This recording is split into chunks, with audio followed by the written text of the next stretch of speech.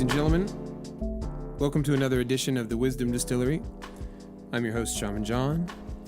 And in this episode, we have a lively discussion with farmer, sort of activist, and artist by way of photography, Ryan Farnau. We talk about politics, we talk about racism, we talk about farming, self-sufficiency, and all kinds of other wonderful things. So stay tuned.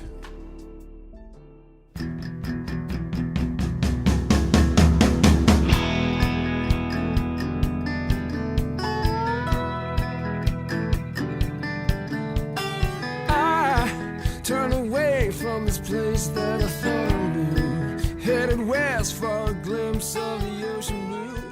Hey, welcome to this week's podcast. Today, we're in the studio with Ryan Farnau. He's a gentleman that I met at the farmer's market here in Austin, at the Mueller Farmer's Market, if you're familiar with that. And we just immediately hit it off, had a lot of the same views, and a really fascinating character. Are you sure we have the same I don't know. views? We'll find out. We'll find the conversation.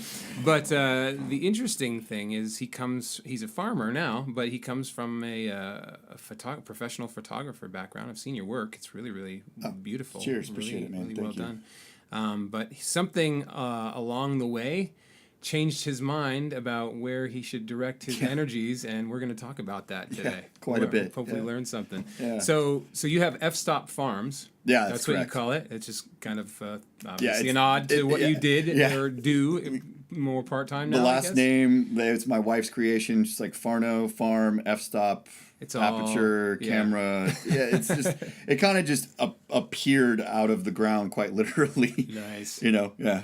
There's going to be lots of bad metaphors and puns probably during this conversation. Perfect. Hopefully they'll be like, it'll start a trend. Exactly, yeah. So tell me, when did this transition take place? When did you? So I guess give me a little bit about your background, Yeah, and then yeah. and then we'll go into like how you moved from Yeah. the techno world. Yeah, you know, exactly. to- It's funny, and it's not necessarily ironic, but things always come full circle. And I grew up in suburban central Kentucky, and both my parents huge gardeners. I spent most of my childhood in the dirt. My dad was constantly.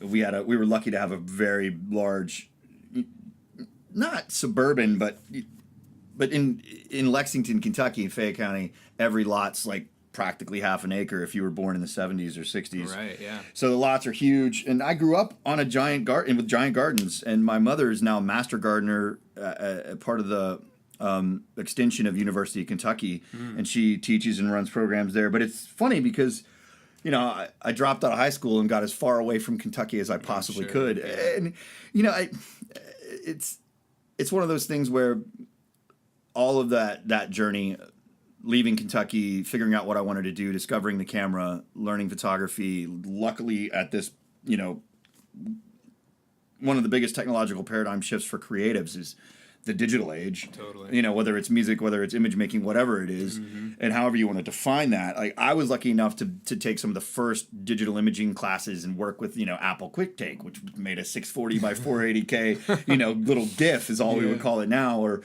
GIF, depending on how you pronounce it, but whatever. Graphics image file format. So I always say GIF. It's a G. It's a hard G. It's not a J.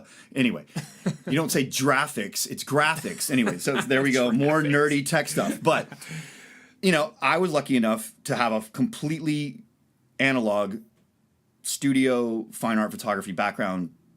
Hours in black and white darkroom, hours in color darkroom, you know, at least printing, not processing film. That's K35 and all that stuff, C41 and R, you know, the R process. But anyway, I was lucky to start with digital. And that took me from Tucson, Arizona to San Francisco, where I met my wife and spent over a decade, you know, in that industry, teaching and working as a lab tech, you know, Apple certified, Adobe certified, taking apart computers, installing software, but basically all, you know, around the technology surrounding photography and image making. But we rented, and we lived in that classic, you know, urban metropolitan, so to speak, even though, you know, San Francisco 7x7, it's short, you can walk anywhere you want to, but great public transportation. Yeah. Didn't drive a car except on weekends, but didn't own property and didn't have land and didn't understand the necessity of what that resource really is. Right. And that's a later conversation. We get into the 40 million acres of land that's not used for anything except to grow grass and waste water in America. But that's where it comes full circle is when we had our daughter in 2010 in San Francisco. And that was kind of the tipping point for us in terms of what do we have, what do we own, what will we own, what is our capital, what is our value, mm-hmm. and you posted something interesting about values this week, which mm-hmm. I found very intriguing. I want to talk about that too. But it was what are we doing? We're parents. We're in our 30s and late 30s at that point, and what do we really want to do? What can we afford? What kind of lifestyle? I mean, and it's something that I tell my students. It's something I tell people I meet on a regular basis. Like, it may not be that easy, but I've spent most of my life, and I'm never going to be a wealthy person monetarily, whatever, materially, whatever that is. But you might even disagree with that, and we'll talk about that. But I tell my students, design a career around a lifestyle. Totally. You've got to figure out a way that you want to live, and but that takes a lot of different levels of consideration. Mm-hmm. Who am I? What do I want? Mm-hmm. What do I care about? What do I believe in? Mm-hmm. What am I willing to do? Mm-hmm. I mean, I'm a part of the Gen X generation. Everybody's a sellout, and you stand in front of somebody with a boombox over your head, and you reference John Hughes films, and there's a lot of pop culture mythology and garbage about the punk rock, all of it. Like, don't be a sellout. I get it, but that comes to kind of the ultimate consideration of what I did, in the past 2 years. I mean, we were able to buy a home in Austin in 2011, 2012. We closed on the house in June of 2012. Yeah. The first thing that I did almost instinctively was to dig up the ground. Right. I mean, and it's kind of nuts. I mean, I spent 20 years chasing or running away from my rural kind of simplistic kind of, agrarian background. Right. Like, not, I cut tobacco a couple falls, Kentucky's biggest cash crop for hundreds of years was marijuana and tobacco, illegally marijuana, but tobacco was literally, if you had 5 acres and could work hard, your cousins, uncles, aunts, neighbors, you would cut burley tobacco every late summer, and you'd leave it out, you'd let it dry, you'd stake it out, you'd put it in the barn, you'd put it in the top rail, you'd cure it out, and you could make a living, $25,000, $30,000, $40,000 a year in rural Kentucky, because it was one of the few agricultural methods that wasn't mechanized. There was no way to cut tobacco and go through that process of cutting, drying, curing tobacco. It's still done by hand. Wow. But it's disappeared in Kentucky. I mean, and this is going to go into conversations we'll have later about economic structural change. There's a functional structural change to the economic, and we'll talk about globalization, all of those things. But it's all connected to these personal choices. Yeah, I was teaching full-time faculty and a freelance commercial photographer, which in San Francisco the market there is tricky, and I didn't really make a lot of money shooting. I made more money teaching and as a tech and working. But when we moved here, I established my Ryan Farnau photography business. You can look at ryanfarnau.com, and I shoot commercial architecture and high-end architecture. Yeah. And there's a lot of money in that, and that also goes to another consideration of why am I doing what I'm doing? What does it mean to me? But buying a home, and luckily enough, we bought outside of the new Mueller development, or Miller, because we're in Texas. We have to say everything wrong. We have to pronounce things. Between the manor. No, it's not Manor. It's Manor. Between Manor and MLK. We bought a place off of Pershing Drive that cuts between. It goes up now. It cuts into Berkman and goes through the Miller development. Anyway, we got almost a 2/3, almost 3/4 of an acre lot in the back of a cul-de-sac. Yeah. All native Texas prairie grasses growing behind the fence. Great. Just like it was ready to rock and roll. Yeah. I mean, it just took some composting and some amending and some turning of ground and some time and some PKing in. Let the phosphorus, the nitrogen, and the potassium do its work, and the bugs, and it just seemed like the natural process for me to start growing things. Yeah. And it is totally my parents. I mean, I give everything to the nurture part of my existence. Yeah. And there's so many things happening right now in our history, in our current history, in our past history. Like the nature versus nurture thing for me is huge right now. Yeah. And I keep coming back to lots of different social issues and historical considerations in American history and what's happening, with the backlash of the Civil War and race in our country, and race is a big part of this conversation too. But it's a distant conversation that has to be brought back into this idea of the most basic agrarian living systems, right? And the most fundamental basic ways which we engage each other in a community and engage the earth, engage the planet, and then how within 2 generations, I think that we've lost so much important knowledge. Yeah. And part of the philosophical underpinnings of what I've been doing, and let me explain that because haven't gotten to that yet. I decided last year to quit teaching, to just grow food full time and turn my entire property over the past 3 years, since about 2013, 2014, into a working urban farm. Right. So it's starting to work, and it's hard. Almost in the black. Yeah, almost in the black. I mean, well, the beautiful thing is that the initial overhead is so minimal for agriculture. It's simply time and your effort. Yeah. You have to be a crazy person, like Brenton Johnson told me, to do this stuff. And Brenton, runs Johnson's Backyard Garden, which is now the largest single organic farming setup in Texas, if not North America. And for you, there's really no learning curve. Yeah. There's definitely okay. So even a with learning your curve. parental background, even with the background of being forced to weed, being forced to cultivate, fertilize, really understanding processes, and that's the thing that we have to get at. Yeah. And you can go throw a bunch of chemical fertilizers into almost any substrate, and you're going to get crap that's going to grow. Yeah. And Elliot Coleman, someone that people should look to. He's the New Organic Grower is a book people should go out and look for and read that and just understand. But of course, he's talking about growing on under 10 acres, under 20 acres, like the classic family small farm on a spread, a sustenance farm. Yeah.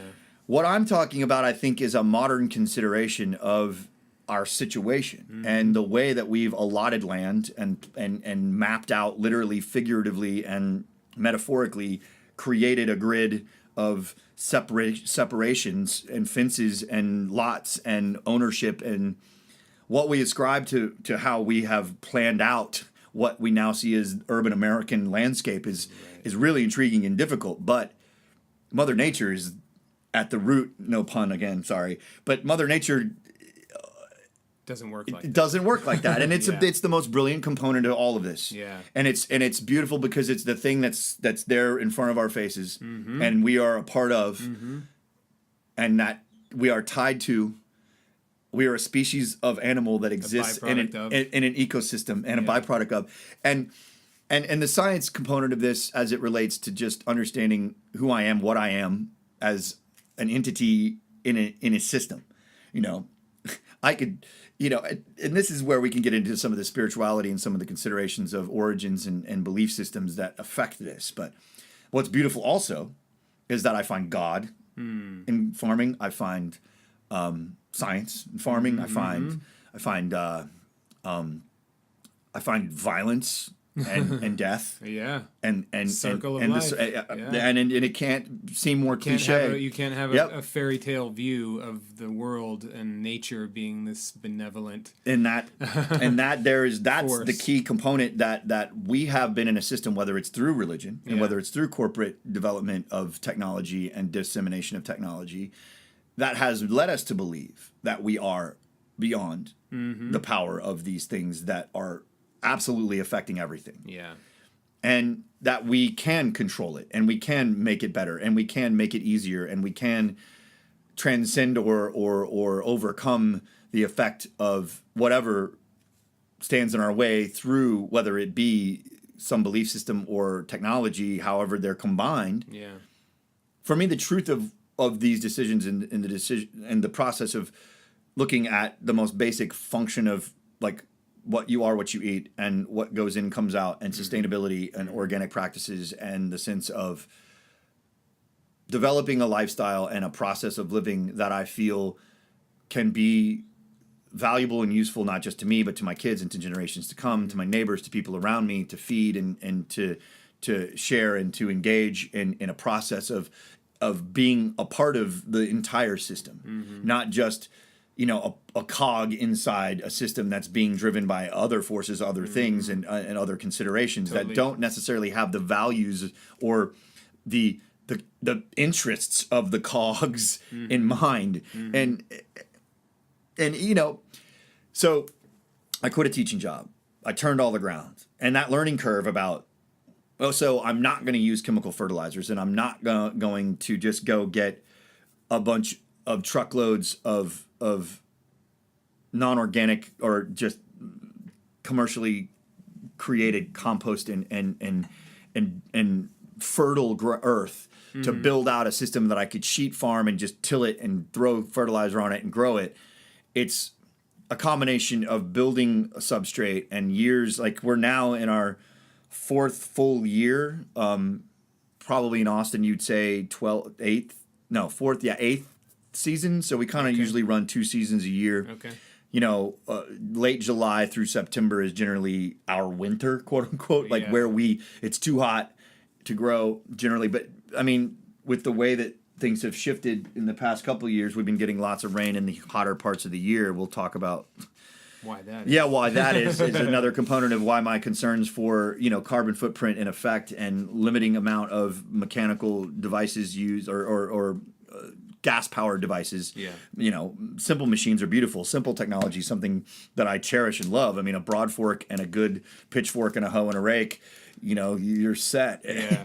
Anyway, but this process of really understanding how to foster the land, how to make it healthy, how to make it sustain its own systems and grow, have there be microbial growth and proper fungal growth and proper insect growth and you know, you're going to run into lots of things with not using pesticides and not, you know, squash growing in Texas is a pain in the ass, but you figure it out and you try to do things that don't affect the greater environment. But there's a lot to be said for how this is all coming together, because part of the other process is I'm quitting a livelihood to turn this into a livelihood. Right. And that brings me to the next influence, not just people like Elliot Coleman and the ideas that he brought about, kind of based on a Wendell-Berry Emersonian kind of, you know, Wendell-Berry is someone that I look to as a fellow Kentuckian that really just drives my sensibilities and a lot of my underlying philosophies. He's great. Yeah, he is pretty amazing. Thomas Merton is another Kentuckian, Eugene Meatyard, some artist creatives, one of my favorite photographers. He and Thomas Merton have had an insanely interesting relationship. And if you don't know Eugene Meatyard's work or the writings of Thomas Merton, check it out, and especially Wendell-Berry. But Elliot Coleman. But then there's a new guy in Canada that I like because he takes on a lot of things that we have to address. And if we're gonna build something and make something, and his name is Curtis Stone, and he runs Green City Acres in Kelnoa, British Columbia. And he's basically the guy that wrote the book called The Urban Farmer that I consulted with him before we really committed to it as a business practice. Like, we live in a capitalist free market system. Right.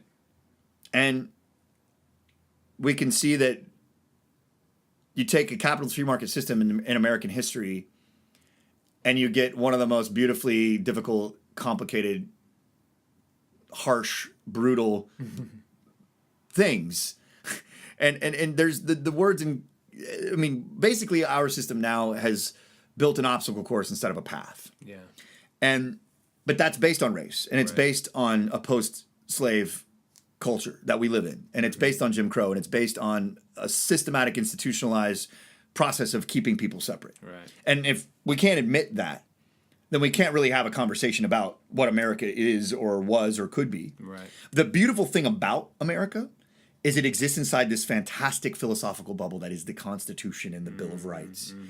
And it's I mean, people have been talking about it for since the past decade plus.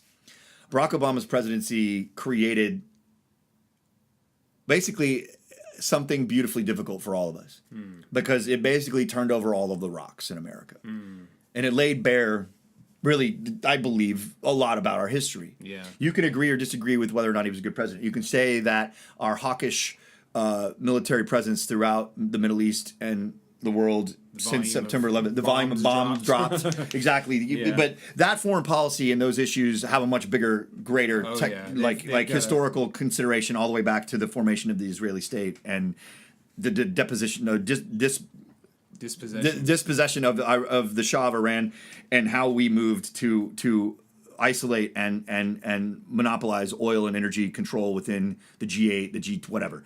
You know, I mean, and I don't want to sit here and talk about a history lesson, but unless we get into this bigger picture of something so simple as looking at history, and this is the crazy part. When my grandfather returned from Germany at the end of World War II, my father was 18 months old. He came home on leave in 43, and my father was conceived. My father didn't meet his father until the January of 46, when he was just almost 2 years old, somewhere around there. Like the first, that right at the end of 45, 46, my grandfather came home from Germany. And it's crazy because Victory Gardens were the thing that people had at the end of World War. During World War II, everyone grew food. Right. Everywhere. Yeah. Everywhere. People grew food. I mean, and this is this monologue, this dialogue, this whatever, this kind of essay that I'm working on building up. Like, we had an opportunity, and we just defeated probably the single greatest modern evil that we'd ever really faced. Yeah. And you know, you can look at the genocide of Nazi Germany and the philosophy and the socialism, and then it's ironic or just disturbing to see the mirrors in our current, you know, political conditions and the nature of how fear and ignorance drives so much. And it's really deeply saddening. But I mean, all of these things go back to, why would I want to dig in the dirt? Right. Yeah, why would I want to dig in the dirt? Yeah. And you look at ways that you can be functional, that you can be that you can have agency, that you can engage and act. My vote. Yeah. And have control of your own destiny. Yeah, just I mean, to have a sense of an idea of I can do something. Yeah. And for any man, and you know, and then this comes back to the American dream and the obstacle course I talked about that we're creating in our culture, and not a path. Yeah. And you know, at the end of World War II, we just defeated a worldwide philosophical shift. It changed. Like, we came back. We had international business machines and Johnson & Johnson, and we started on the New Deal's finishing production out of Roosevelt and into Truman and into you know, this idea of the New Deal, and we built massive interstate highway system. You know, technology, refrigeration. We created the groundwork, the framework for the corporate, technologically driven, free market economy that we exist in now. And we all tacitly agreed. We were compliant, and it made sense. And I'm not here to argue that process and what big corporate farming and what all of the research that's been done from companies that now we consider evil, like Monsanto and other places, AMD or DuPont and Johnson & Johnson. I mean, there is and were and are,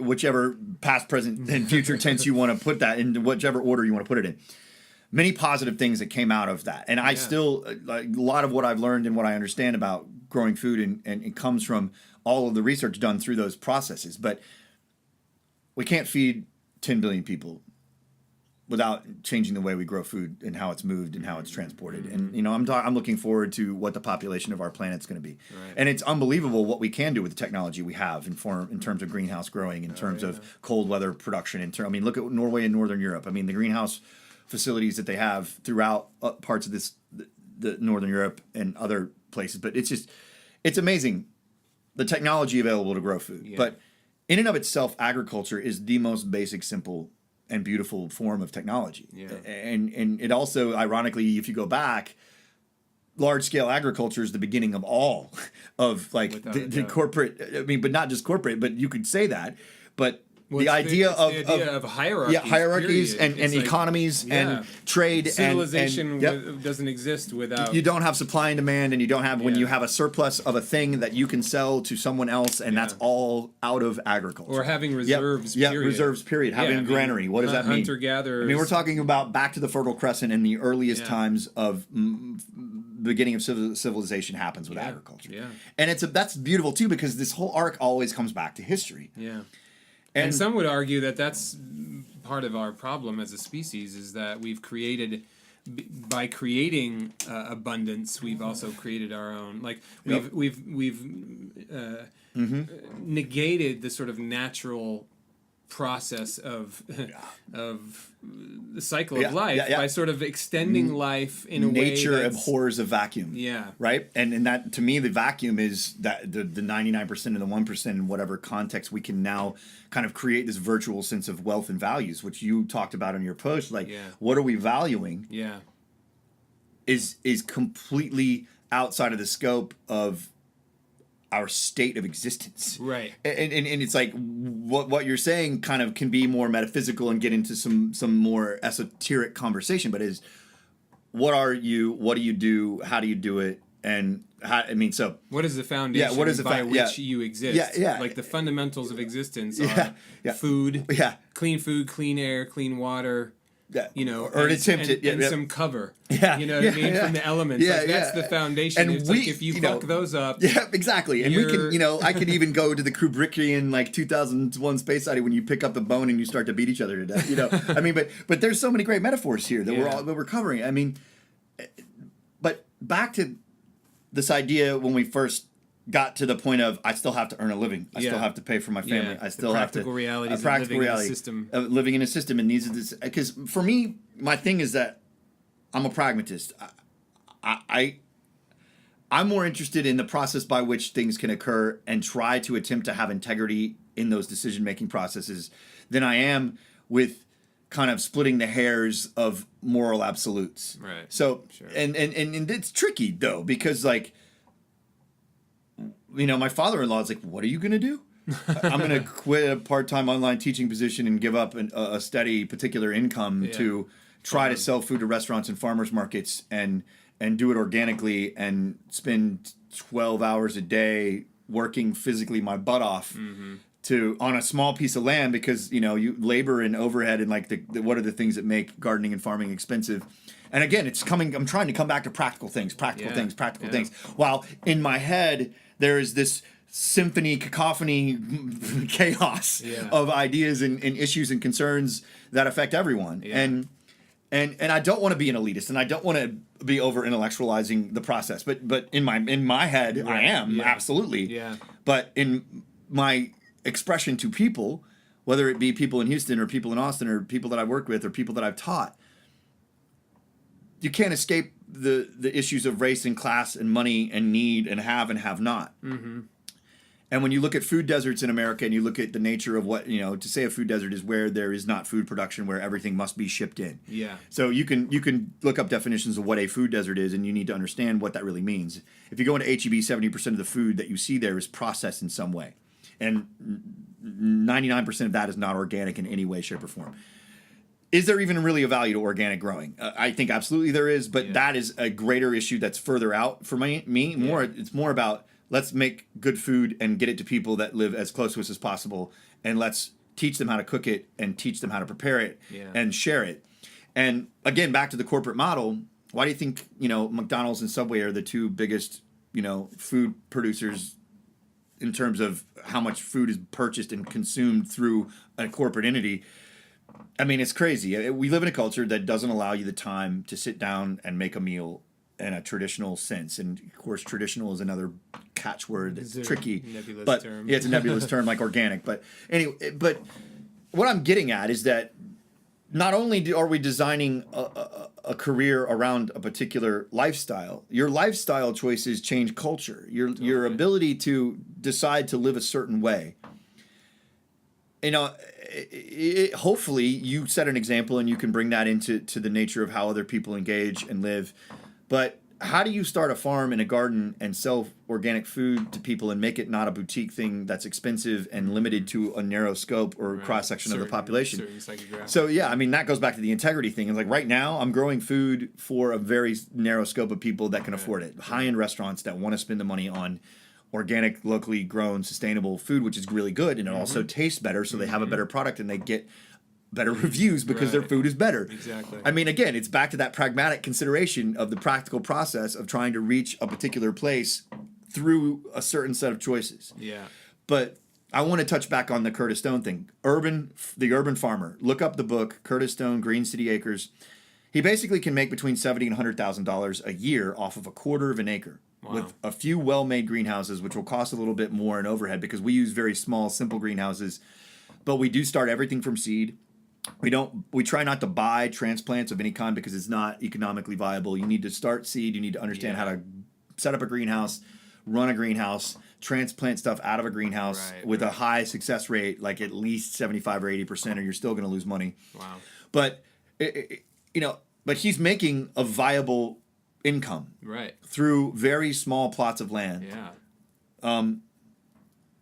And has a system that's really completely viable throughout most of North America. Right. A couple of nice high tunnels, greenhouses that you can control, a couple maybe even double insulated so you can run them at a fixed temperature year round. And you can grow an amazing amount of food. Just to give you an example, we are now a little over 14,000 total square feet, so just over a quarter of an acre of turned ground. Between April and end of July, we produced almost 2 tons of tomatoes. Wow. Out of and that's only out of about 6,000 square feet, a little less than half of the total yield. Okay. We're producing, 200 to 300 pounds of food a week, from greens to tomatoes to squash, zucchini, beans, carrots, beets. We're right in a transition now. We're doing eggplant and okra and squash, and we just pulled out tomatoes. We still have a lot of peppers, chilies, but now we're transitioning back into cooler weather stuff. Our greenhouses are full of kale and chard and mustard greens and lettuces and some edible flowers, Johnny Jump Up, viola, nasturtium. We're going to be planting all this stuff back in the next 2 weeks. Okay. So, late August, early mid-September. Usually it's still a little hot, but we'll see what happens. I think we're still going to be in for some really, really hot days in September, but we're in a weather pattern now that's unprecedented because of Harvey and because of the amount of moisture that we're getting now in Central Texas that we don't normally get this time of year. Of course, that couldn't have anything to do with climate change, could it? No, not at all. Without all a right. doubt. So the idea I have is to promote... I know, we just got to take a deep breath and stop. We can only fight so many battles at once and try to make things work on a certain level. But we work now with like 6 or 7 pretty decent, well-known restaurants. Jesse Griffiths at Dewey and Janie, they've been a godsend. They're fantastic. They source everything from Texas. Yeah. I mean, they have a system that's very fine, high haute cuisine. Right. It's no BS. It's internationally recognized as a fine dining establishment. Yet, philosophically, Jesse understands, I can do this. I can be in the field. I can understand and teach people about where I get product from, where I source it from, and how I prepare it. Yeah. Craft, process, source, and you don't need excuses. You don't need to ship bonito from wherever thousands of miles. I mean, they do in Texas, Kamuri Tatsuya. I mean, we've sold heirloom tomatoes to those guys. They're top 10 restaurants in the country right now. Wow. Bon Appetit they're number 8 on that. And, we'd like to work with chefs like that, but at the same, look at Uchiko and the restaurant industry and chefs, and there's a whole food sea change in food, and the chefs are understanding what really tastes better. Yeah. But also that you don't need to ship it thousands of miles. Like, Jesse Griffiths doesn't have uni from the Pacific Coast flying in or from Asia just to have sea urchin roe. Right. He gets freaking amazing seafood out of the Gulf when he can go catch it himself. Snapper. I mean, the stuff that they produce, the prawns they pull. Yeah. I mean, there's still quality product.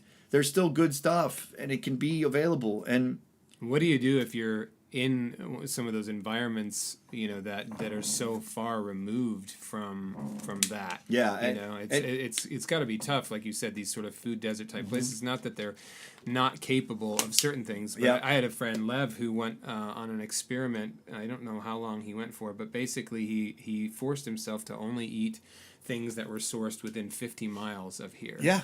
And it really limited what he could eat, including the fundamentals like salt and pepper and things like that. Just things that you take for granted. Yeah. He decided he wouldn't partake of unless he could find a source locally for those things. Yeah, it's intriguing when you really look at like the true scope of it. It's far-reaching. It's far-reaching, and it's also not it's not about absolutes, right? And there's a lot of trends and pushes in paleo and all of these things where people are so desperate to get to some pure state, right? That has never existed in human history. It never existed, and I get it, and I appreciate it. Yeah. And I mean, I've even been accused by some of the people that have volunteered with me that I don't have integrity about, well, you're going to grow food and you need to, I can't just give it away. Yeah.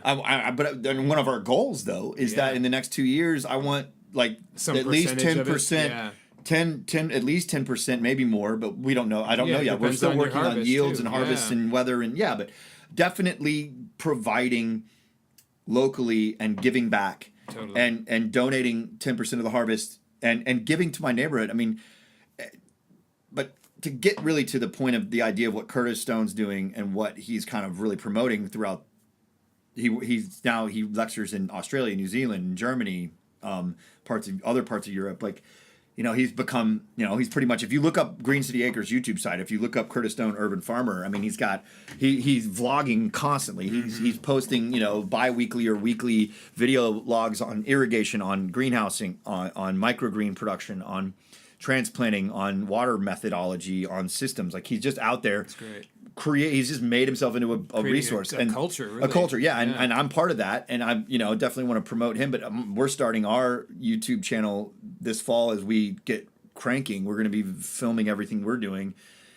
I mean, like I said at the beginning, 40 million acres of land that just water gets dumped into and fertilizers get poured on and seed and grass gets grown. We could fundamentally change American culture if we went back to what was happening at the end of World War II, when people were all growing food, when there were shortages, when resources were limited, when the Victory Gardens disappeared. By the early 1950s, the processed food, corporate grocery store ideology just had sunk in. Oh, yeah. Not by accident either. And not by accident either. Yeah. But we agreed to it because we believe in the technology, and the technology's done great things, and it's allowed for us to have a certain type of lifestyle. Totally. We have to find balance. And the mind, the human mind is so tickled by novelty that anything presented with such, the long view, effervescence. It's like, what? A shiny lure. I can. Like oh, look, an iPhone. Let me stare at that. See, and that's another conversation. But the thing that's really fantastic.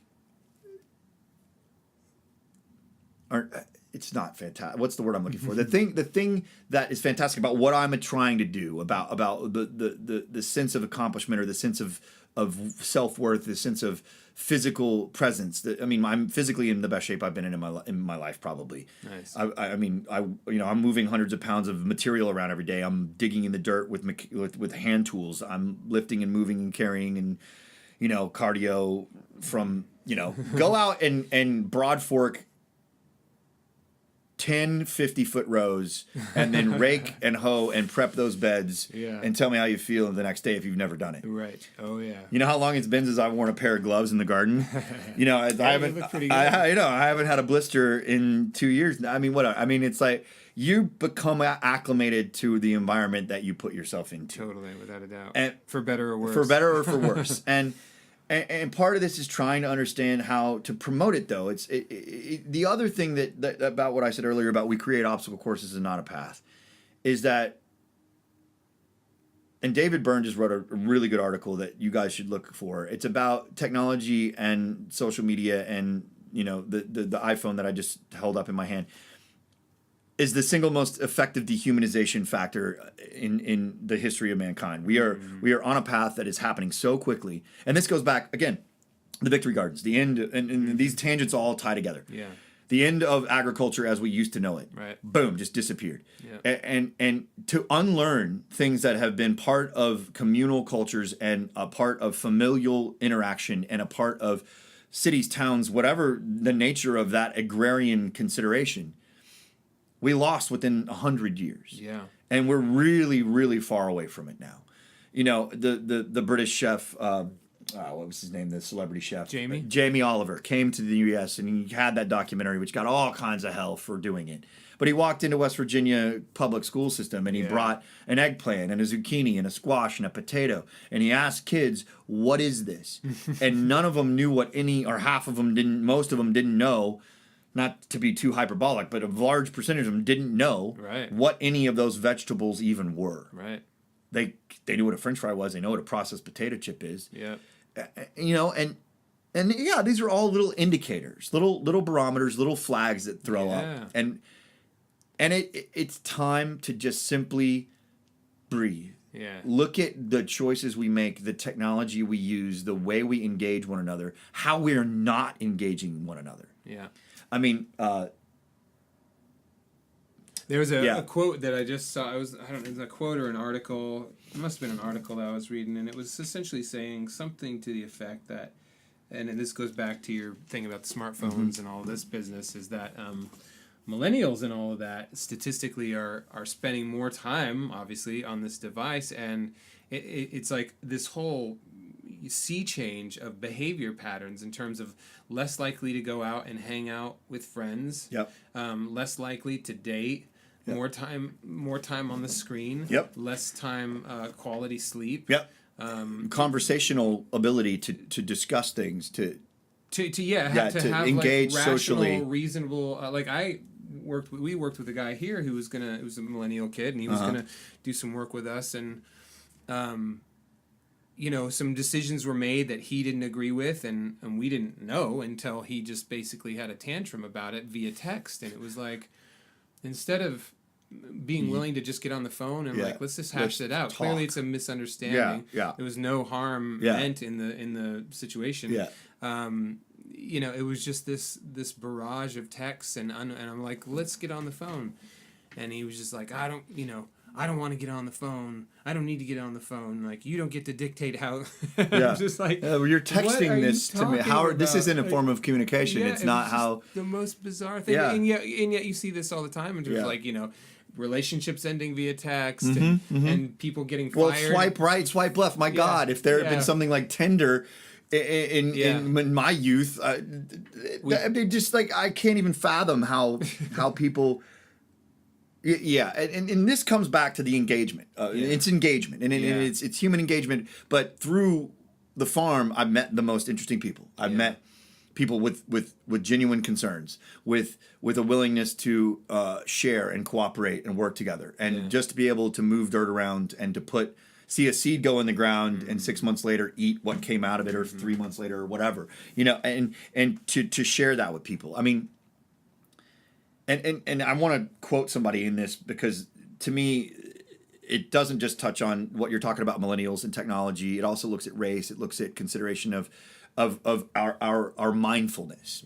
David Foster Wallace, one of my favorite authors, Infinite Jest. I mean, you know, his commencement speech he gave early part of this century. I forget what year it was, and I forget the university. But the commencement speech is basically called "This is Water," right? And it starts with a simple anecdote. Two young fish are swimming,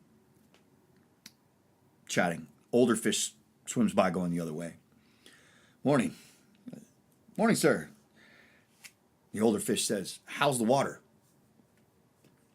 Two younger fish swim by. They keep swimming. They don't answer him. And one of the other younger fish looks at his buddy. It's like, what's water? And, you know, you can kind of sit on that for a second and be like, wait a minute. And when you look at, and if you listen to the rest of that commencement speech, it's a perfect indicator of simply taking a deep breath and looking around you and understanding what it is that you're swimming in. Know what you're swimming in. His speech isn't about go out and become a great CEO, go out and learn to be the best you can be. It's like, simply figure out how to navigate this journey, Right. and do it in a way that can be decent and kind and grateful and sharing or engaging. And it's actually, you know, because David Foster Wallace committed suicide in 2008 and killed himself. But he's still considered to have written the greatest novel of the 20th, 21st century, whatever. But I don't know. You can argue literature all you want. But this sensibility that as complex and tangential as we can get in all the esoteric components of talking about existence and faith or capitalism or socialism or systems or race or faith, whatever it is,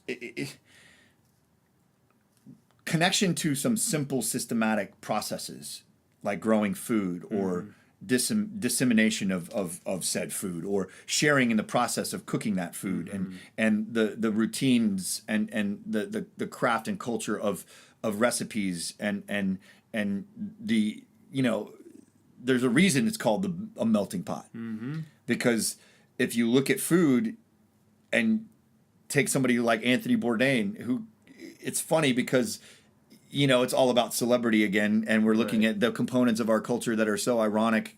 Yet if you consider the way the guy took something basic, and people from all over the world in every walk of life can relate to where he goes and things he talks about and why he engages us. You might think he's a smug, white, New York, elitist dick, but I totally appreciate Tony Bourdain and how he just took food and said, look, you know, and the food culture thing has been kind of twisted on its ear into something that could be considered horrible.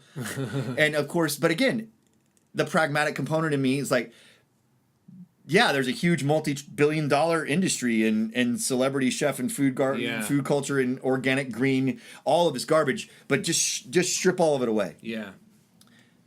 If we change the way people approach making food, or where they get food, where they source food, and what they eat and how they eat it, you teach them how to cook it, whether it's just collard greens or green beans or just eat it raw right out of the garden. I mean, what's amazing is if you just go to my garden with me one afternoon and we walk down a row and pick kale off the plant and pick beans and peas and okra, we could basically eat lunch in my garden in 30 minutes. Not cook anything. Would not cook anything. And I mean, but again, it all taste amazing. And but that shouldn't be a privilege. Right. And it shouldn't be something that people don't appreciate. Yeah, like not connected to. Or like, I don't want to eat greens or kale or lettuce, and I hate okra. Like, I want a processed Cheeto and a cheeseburger. Right. I mean, that's fundamentally the other component is, how do you convince people that this is real food? This is the stuff that we were forced to eat for thousands of, not forced, this is what we did eat for thousands of years before, just up until the end of World War II and into the corporate model that we have all agreed upon to be a part of. And that's fine. I want people to say, there's things I could do, and to make an economically viable decision in your life about a career path and a learning path and a goal. You can now grow food and earn a living doing it in America. Right. You can build up a system and a process. And you don't need a ton of capital to become a farmer, a small farmer. Right. And you can find a market for everything you're doing, especially in a city like Austin. Yeah, and you sure. have land, if you have full sun, if you have access to water, if you understand a few key processes of cultivation, general sense of what a permaculture no-till system would be, the time it takes to build that. Now, communally, if people were to come together and everyone spend a small amount of time with a simple plan that everyone agrees on from the beginning about how it works, you're not talking about socialism. You're simply talking about community interaction in a set, physical, literal, real place where you physically have to come and be together and have a meeting and talk about how it works and make a schedule. Facebook and Instagram and all these other things that we kind of been talking around create all this sense of engagement and connection and communication and community that is virtual. And there is maybe a nice dopamine hit when you get however many likes and you reach your 1,000, 5,000, 10,000 followers on Instagram. you're putting a lot of time and effort and energy into promotion and making images and creating an idea of a lifestyle, or you're creating the virtual consideration of a way to live. I mean, look, you can go to at F-Stop_farm on Instagram, and you can look at what I do with some of my photography skill, and you can look at the things that I engage every day.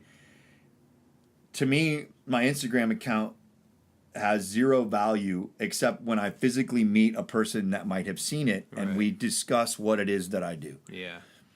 And why I want to do it. But my Instagram account has been a conduit for people to come to my farm and to see me. And so again, the pragmatic, practical approach to things, like I don't want to hate it off. You and can't as much write as it off. You'd like to on some level. Yep. Like there's a message dispersion component to all of these things that, if used wisely, can be just a tool. Well, this is the thing. That's it. Technology is. The servants become the masters in these things. You know, it's like Osho said. You know, the mind is a great servant, but a terrible master. Yep. And these things are a product of the brain. Like they are not heart-oriented products. They're brain-oriented products, and they're meant to stimulate that part of yourself. And some people are wise enough and discerning enough to turn them towards a much more gut-centered, heart-centered, soul-centered kind of usage. But at the end of the day, all of that stuff is still got to point towards actual communalism, like actual engagement and actual person-to-person interaction. Because if it isn't doing that, it's with under the guise of community, it's actually furthering separation. And that's the just the devastating irony of now, like suicide rates are going up, and you're looking at behavioral shifts in teenagers, and drug use and sexual activity have changed, and I'm not saying like some doom-saying thing. I don't want to politicize, and I don't want to point fingers, and I don't want to be adversarial. I mean, that's the other component of this, is we create bubbles of argumentative absolutes, and we separate. I mean, we're looking at the most contentious political climate, and maybe since the Civil War, ironically enough, as we remove Robert E. Lee and other statues from around the country, and then we argue about that. Yeah. See, I mean, the fact that there's an argument even, and again, we, in this culture, haven't even begun to engage one another as to the truth of our own history. Right. And the foundation of the blood and bones. Yeah, the blood and bones that built on. Yes, exactly. And for folks, so for some folks, all I think that I can ask is that you just have the capacity to admit that this is the water you're swimming in. Right. And then for other folks, it's like, I'm sorry you've been swimming in this water. Right, yeah. But we're in this water. Yeah. And that's a really tough conversation. But again, build a career around a lifestyle. Yeah. I want to promote urban farming all throughout East Austin. I don't want the idea of quote unquote gentrification to be the only effect of the only conversation Austin, of money spent and money earned and money taken away and community and culture being lost. I mean, I moved into a predominantly African American East Austin community, and since I moved into that house in 2012, two more white couples, white families have moved in across the street from the other African American families that are there. Yeah. Noting very much so that the houses that were vacated and that we own and now occupy were owned and for many generations by African Americans. Right. Gentrification isn't about race, it's about economics. It's economic, yeah. But gentrification becomes about race when everyone holds themselves up in their house and segregates themselves and doesn't engage. Mm-hmm. The garden was an immediate engagement with my community, with my neighborhood. Yeah. When I bring you a sack full of green beans and a couple of really beautiful heirloom tomatoes and tell you that I'm here and I'm looking out and I respect and appreciate you and your family. Yeah. And you make that part of the process of really understanding how you engage each other. So much disappears when we realize we're so much more the same than we are different. Yeah. And we all have to eat. Yeah. And we all got to figure out how to cook it. Yeah. And we all got to appreciate there's lots of different ways to make it. Right. And right. we get to share in why that tastes good. I mean, if you look at most of all Southern food, it's West African based anyway. Yeah. And you look at okra and eggplant and sweet potatoes and yams and collard greens and you know, I mean, a lot of the stuff we take for granted and is beautiful is the reason it's beautiful is because it's part of this horrible historical foundational genocide violent thing. Yet there's beauty. Yeah. Out of all of the pain comes things that are beautiful. I can't say I've suffered anything, and I can't say that I even understand have the capacity to even have an inkling. But look at the culture we built. Look at jazz. Look at food culture in America. Look at no matter how much contention, no matter how much fear and desperation, no matter how much ignorance and lack of understanding, there are real and tangible things that we can engage one another on. And there was a really great radio show this past week, what is it called? Let me look for it real quick. Sorry, I'm using my technology. Yeah, using the hive brain. Yeah, using the hive brain. There's a book about the genetics of African American cooking, and he was on a radio show this past week. I forget the name, and I'll have to look it up, and I'll make sure I post it somewhere after the podcast if I can't remember it. But basically talking about food culture and about soul food and about African Americans and their food history and how absolutely imbued in all of, you know, traditional Southern cooking, all of that is, and how food ties us together. And it's a beautiful book. It is a really cool story, and it's tracing the pathways of food and food production in America. I mean, for 300 years.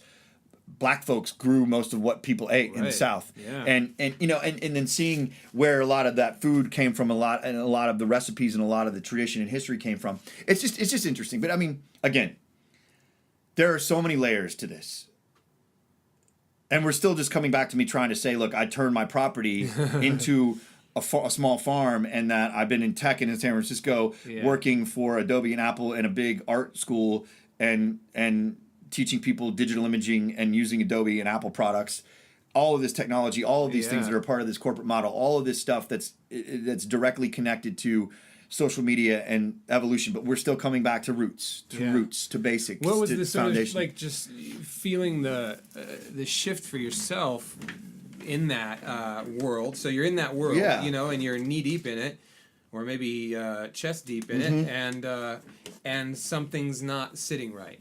Is that the case? I mean, or is everything kosher? Like, what is the moment where you think to yourself, this is just not doing it for me? Well, and that might be the ultimate consideration here. From a very young age, nothing was doing it for me. I mean, and I'm not here to say that I have some clairvoyance, that I'm 45 years old. I was born in 1972. I'm a Gemini. However you want to break it down. I dropped out of high school. Both my parents were teachers. Yeah. Wow. It's a bold move. Well, it was stupid. Yeah. I mean, if you look back at, I mean, and okay, again, no regrets, blah, blah, all that stuff. Bullshit. Bullshit. I think I'm intelligent enough to understand that I could have probably chosen a much more quote unquote easy path, but the reason that I have the consideration that I do now possibly was because I never trusted what it was I was being told was what I was supposed to do. Sure, yeah. And that's not to say, I mean, rebellion, black sheep, outcast, outsider, outlier, rebel, all those terminologies just They seem generic. It's really about justice. It's really, for me, it was about seeing injustice. Or it was, to me, my whole life, like, look at, why did they have that and they have that? And I try to make it as little complexity. And I think I spent most of my life looking at haves and have-nots, or looking at asking the question, what am I doing? Why am I doing it? And what's driving those choices? And I really, from a very early age, before I dropped out, before I finished high school, whatever, got my GED and moved to Alaska and just ran away, just basically disconnected from whatever, you're supposed to go to college, you're supposed to get a degree, you're supposed to do this. I mean, fundamentally, I think life is really a fantastically absurd thing. Right. Yeah. It's a beautifully absurd condition. Yeah. I mean, we're going to be dead.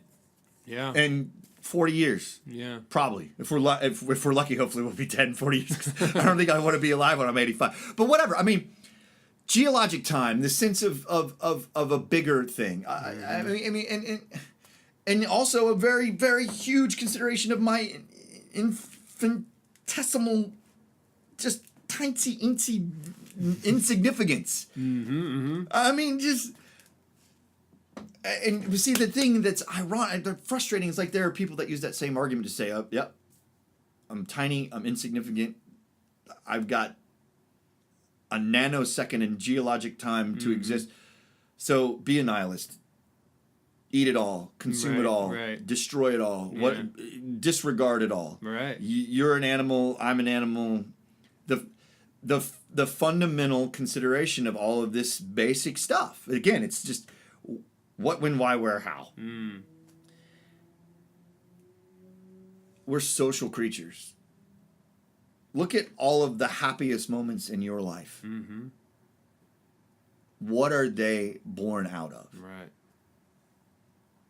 Someone did something for you, or you did something for someone that changed your condition. Whether it made you a millionaire, whether you learned to build something like this Telecaster or that hollow body, whether you can now play drums beautifully, whether you now can, know C++, well, that's ancient, but whether you can JavaScript the hell out of something, whether you can code for Linux Unix based kernel and make an operating system function. Or just a simple exchange. I find like some of the best for me. Yeah, make a paper airplane. The best times that we have and that I find the most rewarding is just an exchange over a dinner with people, just communal, communing with your neighbor, breaking bread with your neighbor, and sharing some wine. And it doesn't even have to be an economic exchange in that way, where it's kind of like, okay, I'm learning this thing of value so that I can go then provide value for somebody else. And again, that value thing you said this week, like. We're the only, the guy, there's a book called The Man Who Gave Up Money. It's a really good book. Oh, yeah. And the guy said, we're the only species that does accounting. We're the only species that sets books like, I gave you this, and so you owe me that, and then we just do this thing back and forth. It's like nature has this dance that is not about accounting. It knows, and I think this is the thing that humans need to get more in touch with, is that all of our orchestration of the systems via our egos is not necessary for survival. Now, is it necessary for the survival of 8 billion people? Maybe, I don't know. Maybe 8 billion people is the wrong answer, that just keeps going up. I know that when I see people in certain dramatic and life-challenging situations, what I see is self-organization. And it doesn't fucking require the state to be involved or, you know, some lord or king or ruler of any kind. It's that the nature of ecological systems are self-regulating systems. Absolutely. The body is self-regulating. Humans would be self-regulating if you give. It's like when I lived in Australia. You know, the difference between sitting there at a fucking four-way stop in the middle of the hinterland in the middle of the night versus just hitting a roundabout, nobody there, zoom right through. You know, there's no arbitrary stopping of the flow of energy. Just because some force that is totally disconnected to the equation says that's how it has to be. Yeah. But in this country, we have such a nanny state-like approach where we've got to protect everybody from themselves. And my feeling is that fuck that. Like, let evolution do its thing, man. If people don't have the sense.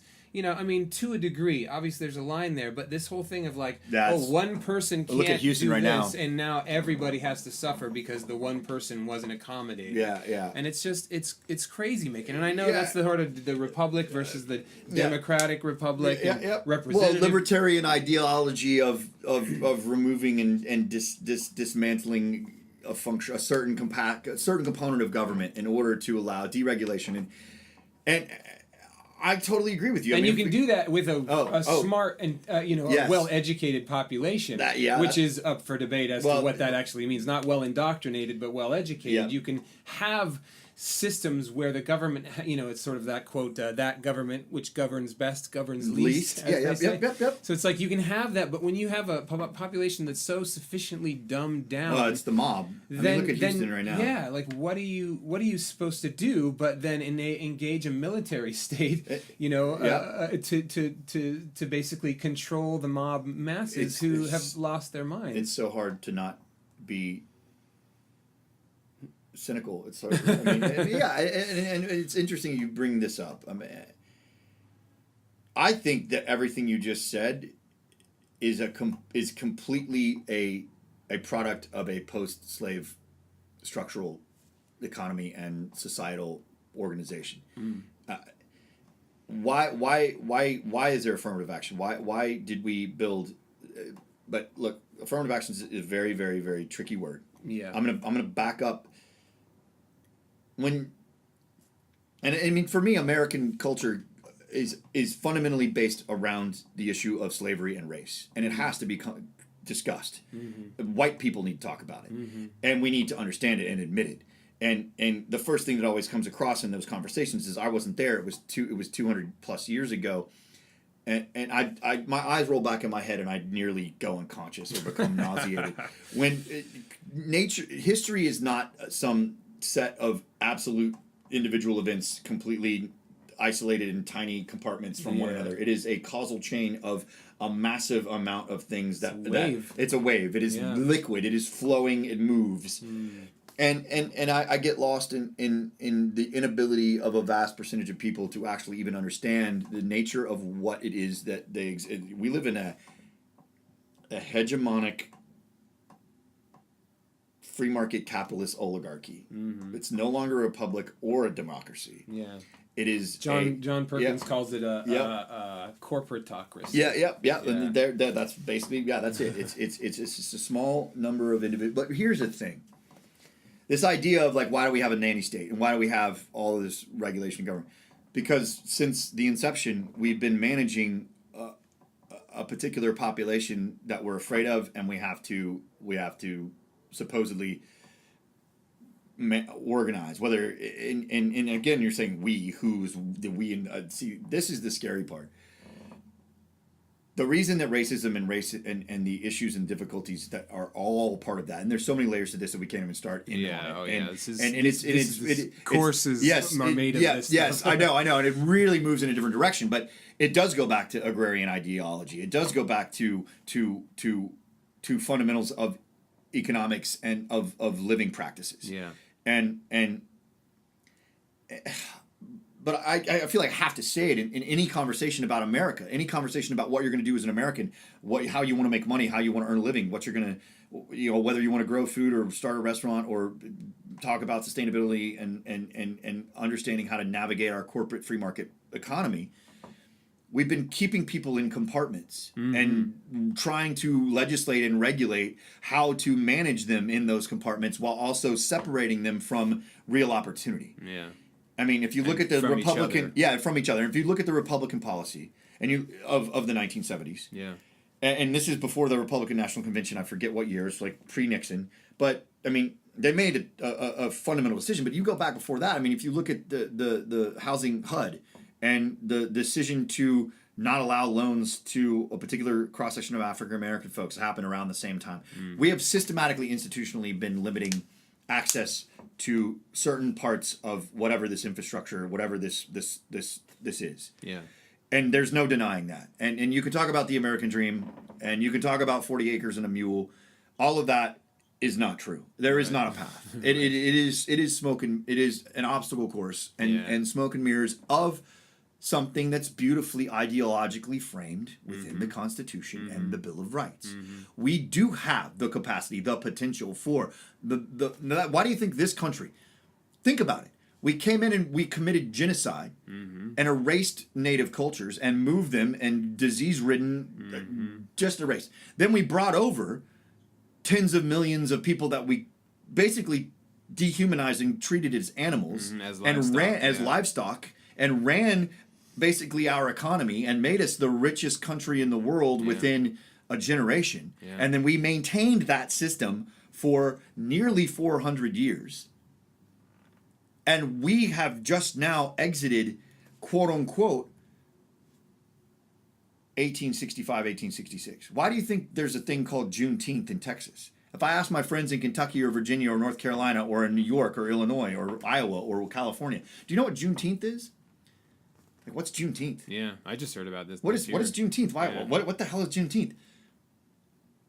Well, Abraham Lincoln may have signed the Emancipation Proclamation in, what was it, 1864, 1865? I don't know. I need to look at my, don't yell at my history. But here's the thing you need to understand about the truth. Yeah. It was more than 3 years after the slaves were freed that folks finally wandered down. There wasn't social media. There wasn't an iPhone. Folks finally wandered down to Texas without getting strung up or shot or arrested and said, hey, you guys, hey, guess what? You're free. You're not a slave.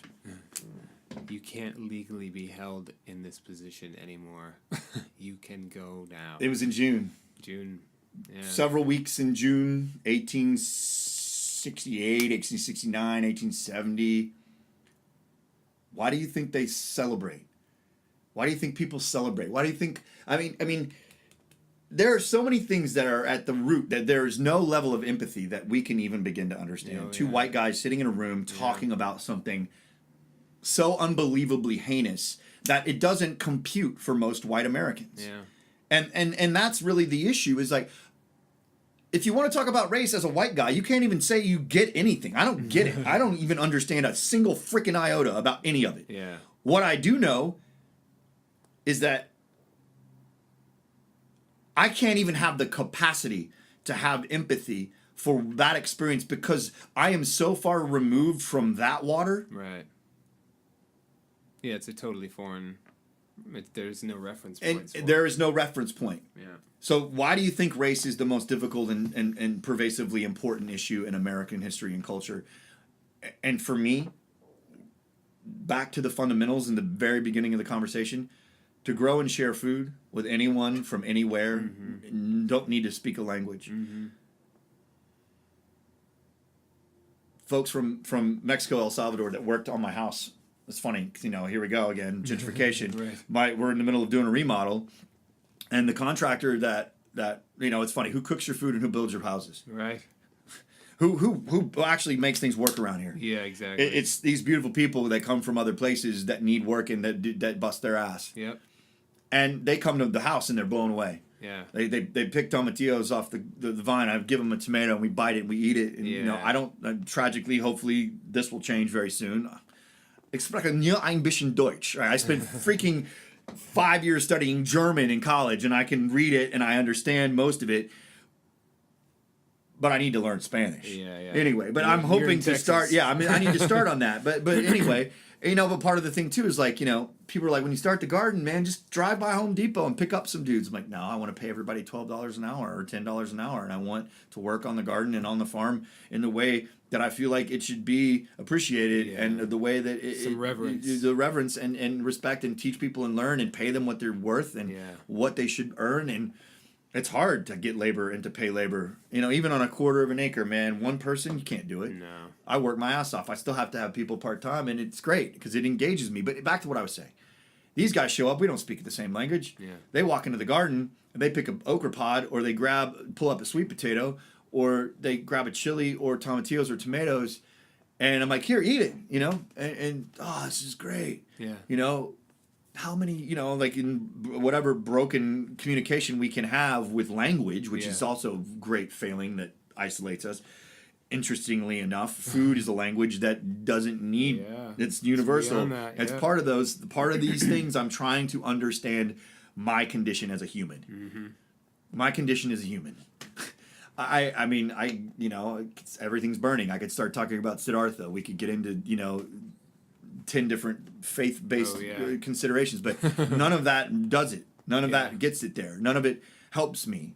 And all of it helps me. Yeah. That's what I mean. Like, it doesn't answer the question. The question is the question. The question is the thing. The question is the thing. Mm-hmm. Perpetually. And it's perpetually, and that's it. I mean, and you keep asking the question, and you have general concern for others because, like I said, what is all the great joy you got in your life? Is in that process of your socialization. It's in the process of when people showed you love and cared for you and lifted you up and put you on a path or showed you something or taught you something. It doesn't mean economics. It doesn't mean social caste or structure. It doesn't mean some sense of purity or faith-based ideology that you have, you're the deacon, the priest, you're the member. I mean, that's how we always do things. We compartmentalize, we break things down. It's ironic too. Our hierarchies, structures. Yep. Yeah. Our human nature and the nature of our technology and the nature in which we develop things, and it has this intriguing arc in this direction toward.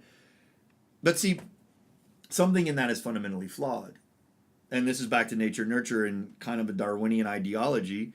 Right now we're in an arc of existing that is very much driven by a Northern European white Western philosophical underpinning. Yeah. And you could talk about genetics and think about why the Nazis did what they think about eugenics and all this scary shit that people can justify things and how our cultures have evolved and how culture is moving and what globalization is. And well, you're talking about a narrow scope of genetic material and nurtured and natured considerations for structures and systems and processes that came from a very particular place and a group of people and a mindset. How long is that the evolutionary arc?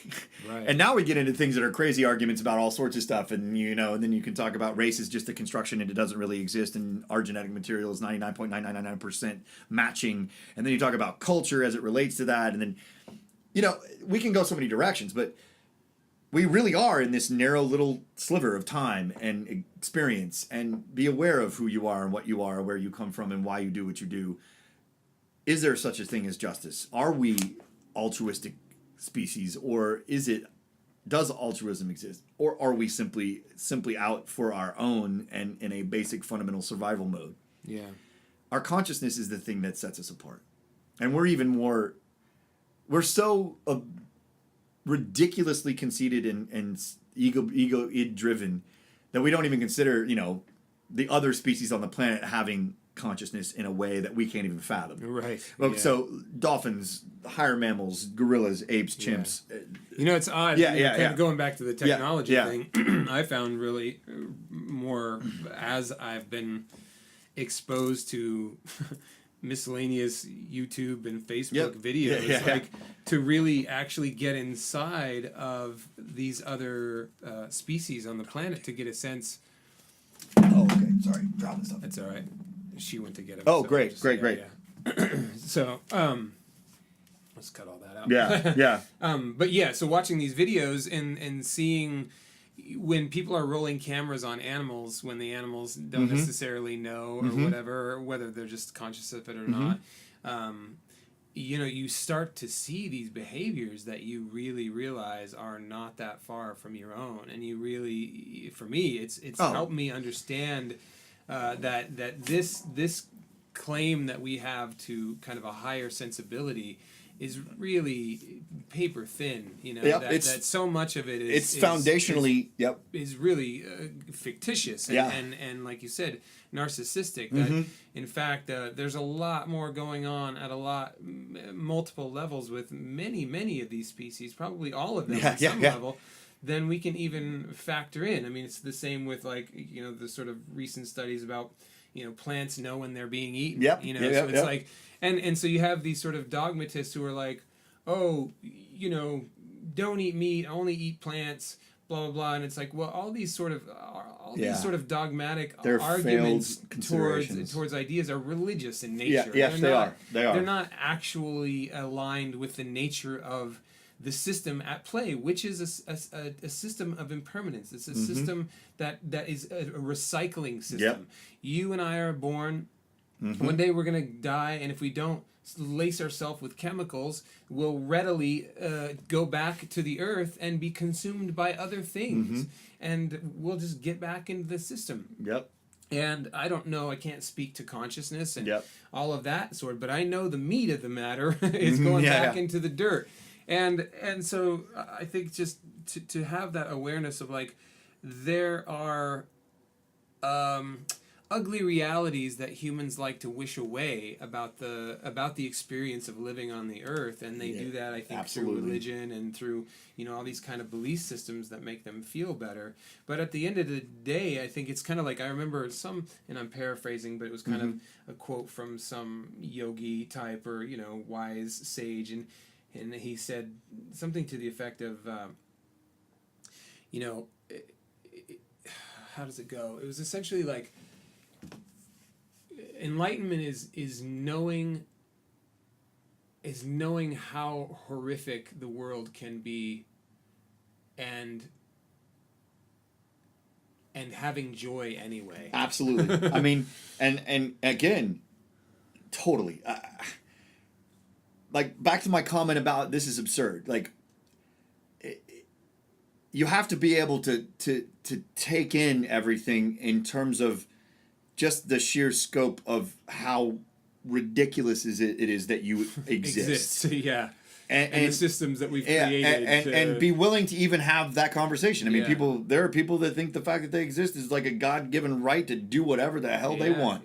And they don't even consider about the nature of their existence, because their whole philosophical framework is built around something completely different than what I'm attempting to do.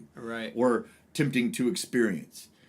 And just to add to that point, my buddy Ruben, who I spoke with on another podcast, we sort of, he's a very altruistic guy, and he does a lot of social good organizing and things like that. And so, we were having this discussion about, well, even if you talk about your carbon footprint, it's sort of very common language in the society. But what I proposed is that it's hard for any human, no matter how altruistic and benevolent you may be, especially if you start to develop some kind of identity around this, when those people are confronted with their suffering footprint, which is to say, the very fact that you exist is causing suffering for someone else.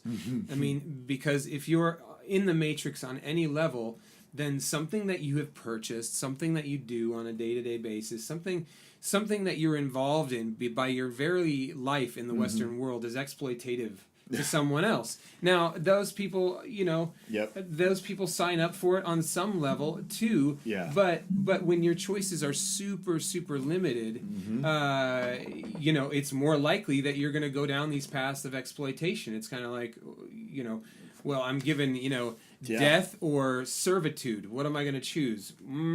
I guess I'll go with servitude and see how that goes. What is the company in China? Foxconn? What is it? Is that the one? I forget. Yeah, I think that manufactures iPhones. Yeah. Yeah. I mean, how many people, what is the stat on suicides and those things? They have to put up nets and outside of the building windows so that they catch them when they jump to their death to just end it all. So, this is the thing, like that when you take that into consideration, it really eliminates your ability to honestly have some sense of nobility about yourself. Like, you can do the best that you can do. You just made the most interesting argument to me about, like, that's so funny. I never thought about it, kind of flipping the whole script around and saying, don't argue. I mean, and look, I appreciate my vegan friends, my vegetarian friends. I appreciate all my friends that take on these dogmatic and they do it for good reasons. And they do it for good reasons. They do it philosophically based on integrity and decision making and all of it. And I'm not saying that your argument necessarily is like, but it's a way for people to cut through a lot of the extraneous, unnecessary kind of context for conflict.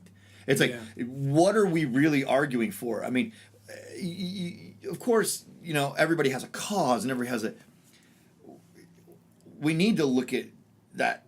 And really, that's why the other component to the growing food and trying to figure out ways to make that a viable, sustainable.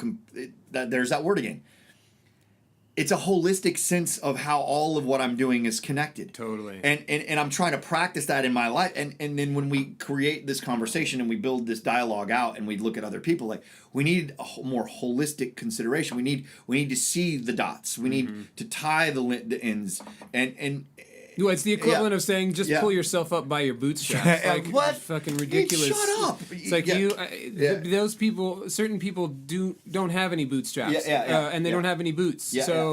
Let's start with that conversation before we start like saying, oh, well, I did it. And it's like, well, you don't actually have an honest view of what you did because it's not predicated on everything that supported you in the process. And there are people who've succeeded against great odds. I'm not taking anything away, but the people who are the most worthwhile to have a conversation with are the people who also realize that no matter how much they struggled, somebody before them struggled more to get them in a position where they could struggle to get what they want. And even if in the most extreme circumstances, we'll say, well, my parents were terrible, and and so I did all the work myself. And it's like, well, your parents gave birth to you in a fucking country that gave you immeasurable advantage, and you happen to be born into a particular skin color. Oh yeah, that's what I was about to say. The culture happens to work in your favor, so all of the winds are against your back.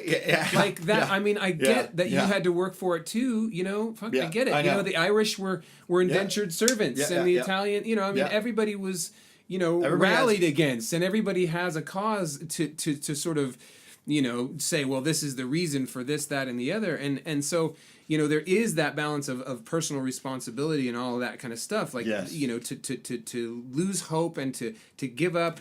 That's the ultimate loss. But it's like you lose hope.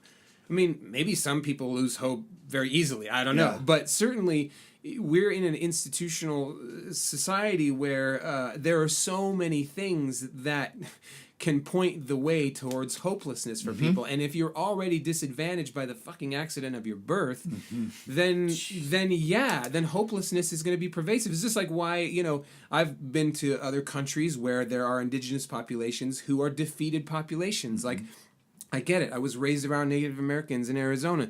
I see what it looks like to be a defeated people. And some of those people find a way to rise out of that and become the lotus and blossom into something really, really beautiful.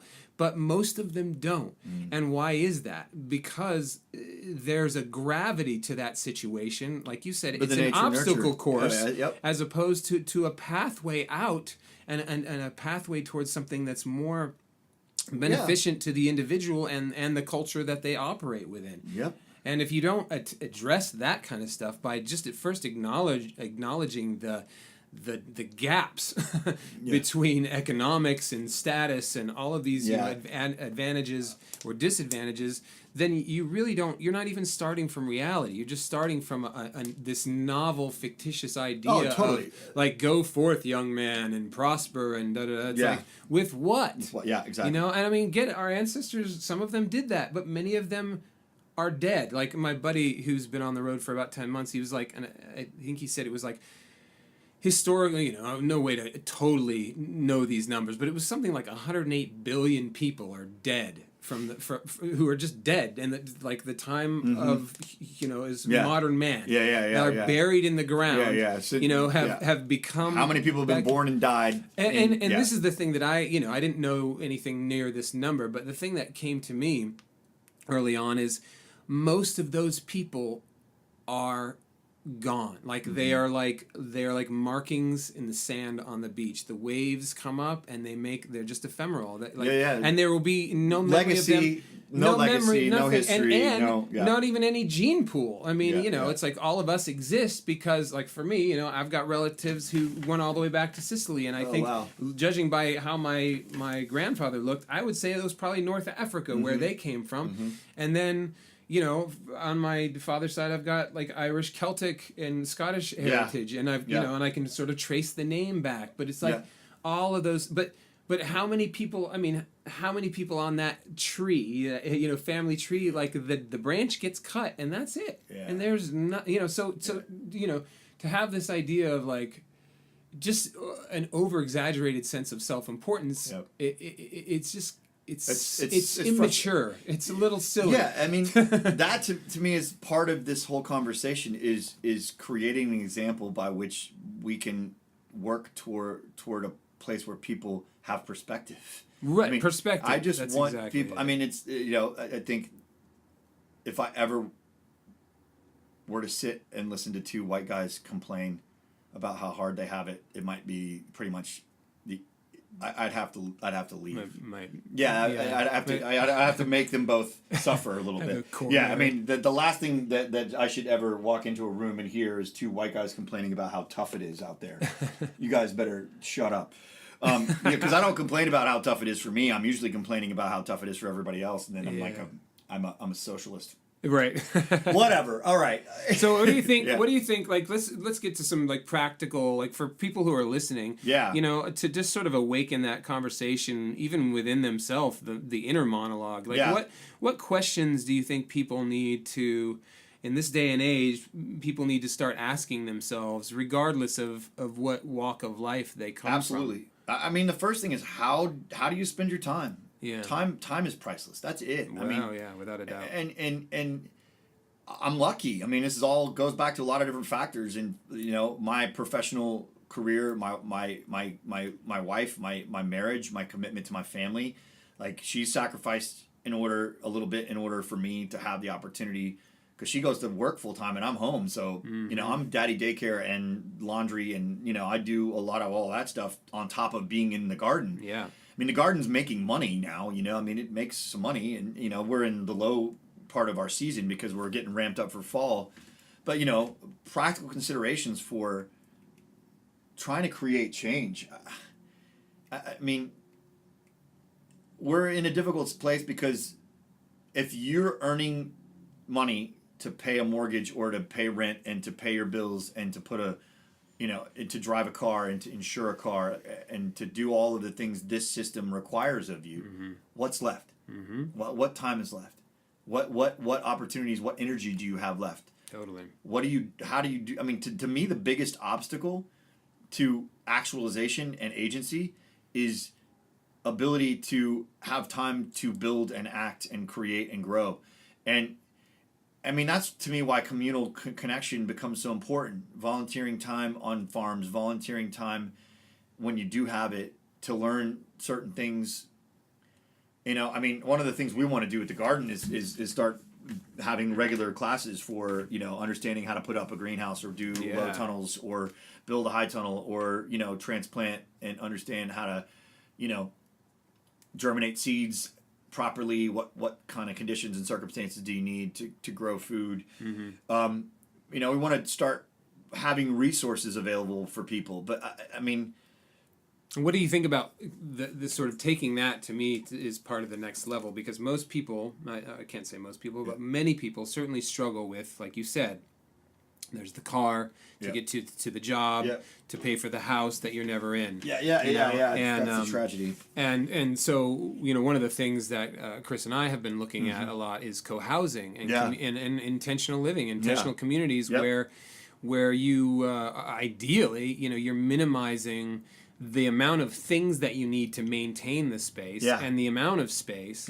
and maximizing everybody's energy and time because you're no longer having to trade it for the single family house situation.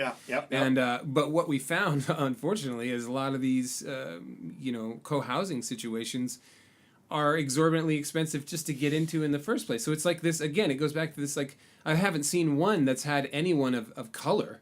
And probably a half a dozen that I've looked throughout, and I'm like, what does that fucking tell you? Dude, there's so many structures in place right now that go back to this idea that we started with about our complicit, decision over the past couple of generations to buy into this methodology, this market economy, I mean, I don't want to sound again cynical. I don't want to sound again cynical, but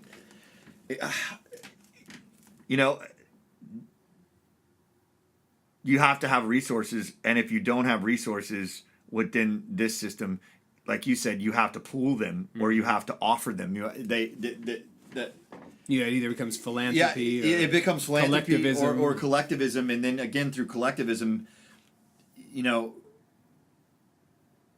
the communal ideology is part of what I'm trying to foster through the garden. Is not necessarily to have. I mean, I have volunteers come and work. I have people that I pay a little bit to come and work.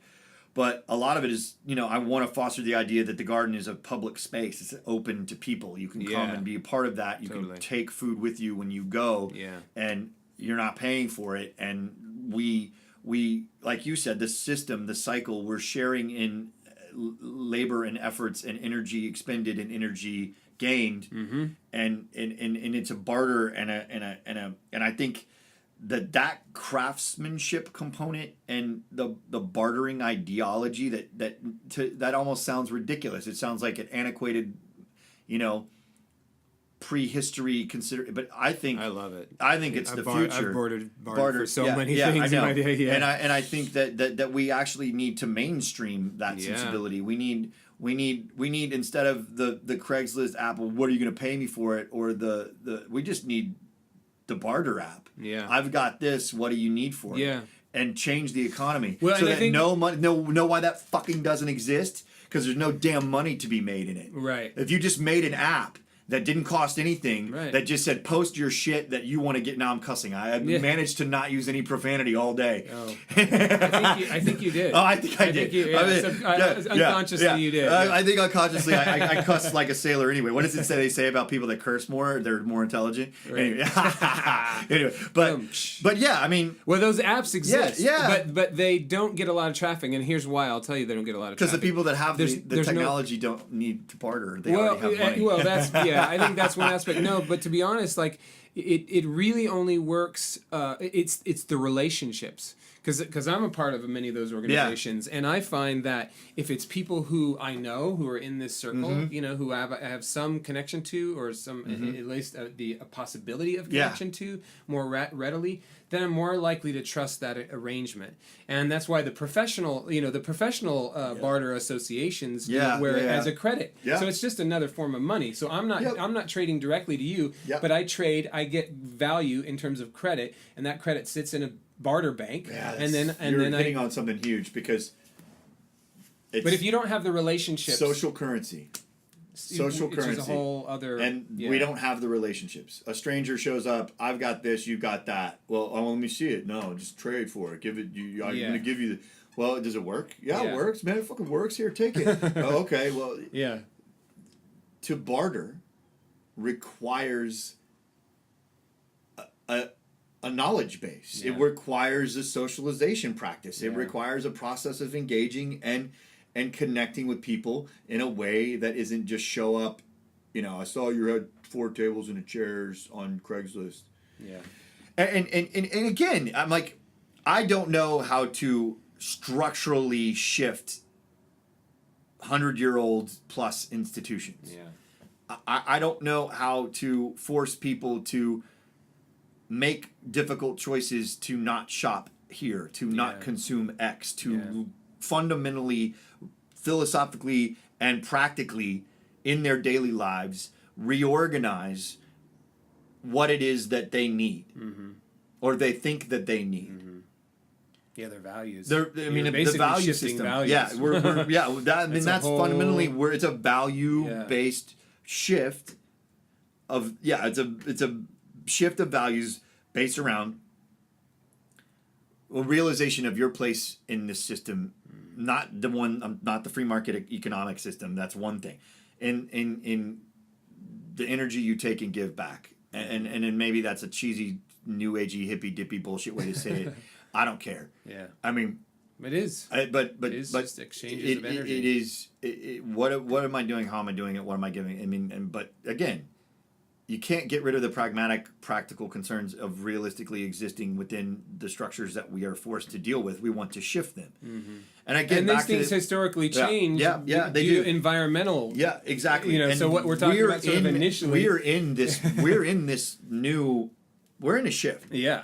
And I mean, whether these changes that are happening environmentally crash are going and burn to totally and eat shit, and most of the eastern seaboard's underwater, and Florida and the Gulf Coast, and we are physically forced, economically and when financially. The bread baskets dry up. Boom. Yes. And then the question is, is it the coming of the fall of Rome, and not to be again hyperbolic about when cultures fail to see the inevitable writing on the wall as to what they consume, how they consume it, how they use resources and energy, and how they use people or exploit people, as you've already said. What are the causal chain and the effect and the result?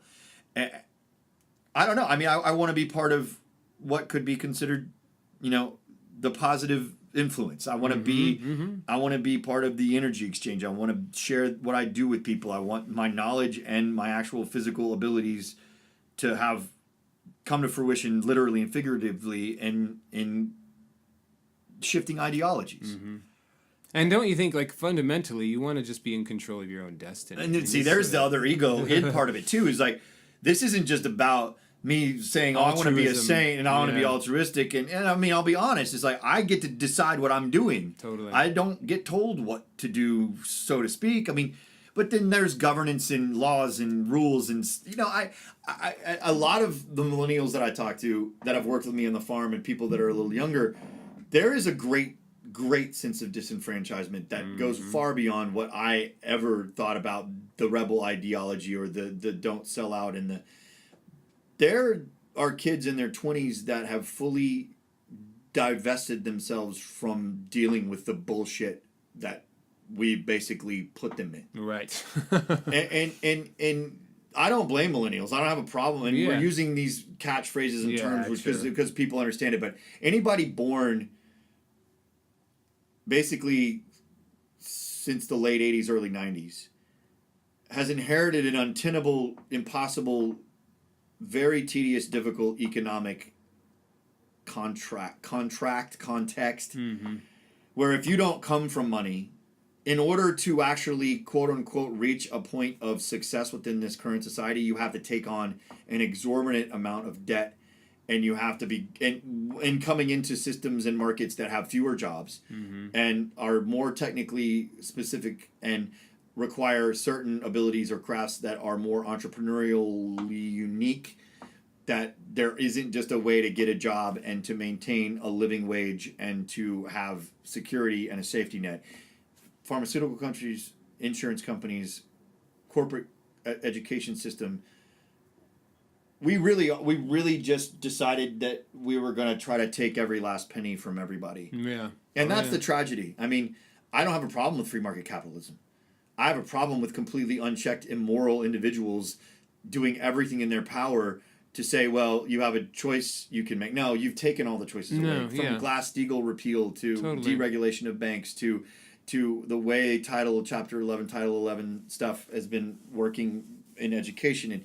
When you have a non-human entity given more rights than an actual human entity by way of the corporate franchise, like, of course you're going to have the great irony. The 14th Amendment is the foundational component to the corporate corporation as an individual personhood for entities that have no conscience, that are supposedly and don't get held to any kind of moral standard that every human has to. So it's like if an corporate entity commits basically, I mean, I wouldn't say war crimes. It's not necessarily officially war, but human atrocities. On an epic level. What do they get? A fine. Like their CEOs don't get thrown in prison as they should. Like there's nobody really culpable because this thing is a fiction. Yeah. It's written up as a human, but there is no human. I mean, there are multiple humans behind it, but those people will never see any jail time. I mean, that's what was so sort of heartening about Iceland when their banking system went tits up. As many of their bankers got exiled into a wasteland of prison and isolation. And they're like, that's a good start. We just paid off all of the automotive companies and let the banks go. Yeah.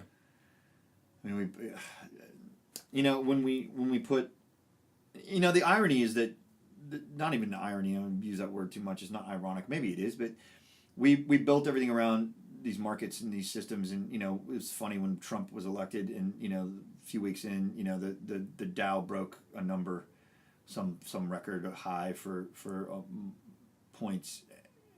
There was a time when people's pensions and retirement and all of the things that the average working middle class individual would rely on that number to kind of say, my father-in-law has done financial planning for huge corporations his whole career.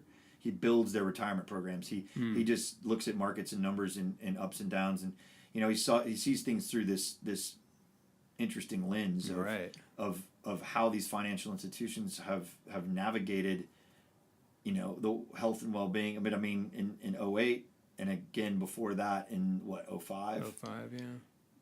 They basically just began to pull all of the support systems out. They took all of that familial, communal sense of loyalty and connection to the company, company man, part of the team. Yeah.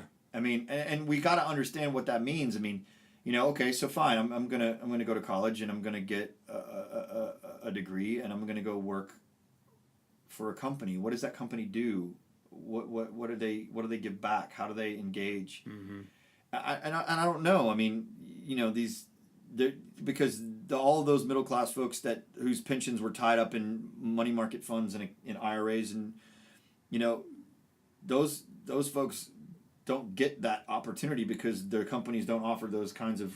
I mean, the guy making $50,000 a year doesn't have a big fat 401k he's sitting on. You got to have over $300,000 or $400,000 a year to get into the 401. I mean, so now basically everyone that's actually all of those points on Dow Jones the past decade or so have just continually shifted. I mean, Bernie Sanders spent a whole freaking primary cycle talking about the 99% versus the 1%, and the media is part and parcel to it, and they're complicit in it. They are. I mean, you turn on MSNBC and you see the millionaires that are part of the financial system that they're telling you that no, it's okay.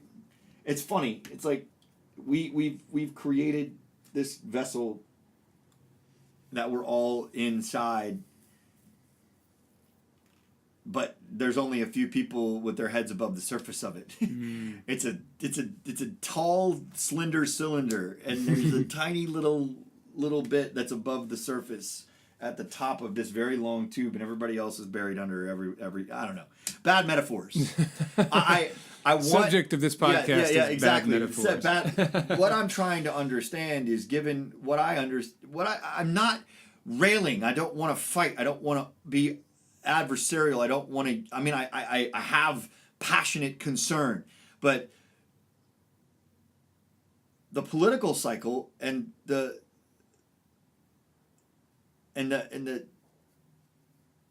the playing field that we have created through social media and through the way media has changed what we're doing is created a complete distraction from the prize. We have to stop distracting each other with petty grievances and unrealistic non-news, like again the fake news conversation. I want us to consider fundamental elements of what we earn, why we earn it. You know, it's funny, I get so much pushback when I say things about corporate lifestyle, corporate culture. Like we have to stop believing in it. Right. I mean, or we have to force those corporate entities to become the philanthropist, to do what Warren Buffett does, to do what Bill Gates and his foundation do, to make more of those people. If the government's not going to do it, and if it doesn't function, I mean, we've been over a decade now. Our government doesn't work. And that is a product of the backlash against Obama and quote unquote progressivism and this weird narrative of the evil of Hillary Clinton and globalism is bad. Globalism is inevitable. It's a nature of the corporate economic shift in everything. Manufacturing is gone. The nature of the way that we earned a living is not the same. There aren't as many jobs, and there are not going to be as many jobs unless we change the economic structure that we're working in. Grow food. You can make money if you look to the resources that are available that are immediate. There's a market for it. Be an entrepreneur. Make money. I'm fine with that. But do it in a way that recognizes the climate and the environment and the conditions that you're currently in. Learn a craft, learn a skill, something that's undeniable, that has a physical relevance, whether it's carpentry, cabinet making, electrician. There's still viable arenas that don't require 4-year degrees or 6-year degrees or 8-year degrees and PhDs and debt. Like Germany has more trade skills than higher education, you know, like doctoral programs, because what's a practical way for a society to function? For people to have a craft, for people to have a skill set that is a viable, fundamental thing that they can go out and do. We blow billions of dollars into liberal arts educations with kids that come out after 4 years and they're 20, 21 and they don't know jack shit because those entities are now just making hundreds and millions and billions of dollars off of people getting a quote-unquote education with no practical throwing application. them into a lifetime of debt for no practical... There's so many layers and elements to this that are so obvious to me that are mind-numbingly frustrating that, you know, and again, there's the entitlement ideology that, I went and had a 4-year, and this is where I get crazy freaked out by some of the millennials, especially white male millennials, that are like, well, I did everything I was supposed to do, and now what do? Now I'm just pissed off and I'm going to go march against the Mexicans in freaking Charlottesville. Like we by disenfranchising them through a failed educational system, we actually have begun to foster this xenophobic alienation and this anger at other, rather than holding a mirror up to us and saying what is it that we can do, because we created a false narrative. And now we're reaping what we're sowing. The people you should be rallying against are in Washington, and the people and their lobbyists are in Washington. And we should be rallying. we should be rallying against the companies that are there. But that's the problem. They're there. They give us our phones. They give us our Home Depot and our stuff. They enable the hypocrisy. Yes, they do. They enable it. And again, it's like, well, you guys are just blowing air now. Like, every time I have these conversations and I, literally hold a mirror up to myself and like someone's going to listen to this and it's like, who the fuck are you guys? Right. And what are you babbling about? Right. Exactly. And no, do something. Yeah. If there's anything that I can say to anyone that's going to listen to this, don't write about it. Don't think about it. Don't start an Instagram page or a Facebook page. Don't be a blogger and try to make money doing that. Don't sit in this mess of a stew of ideas.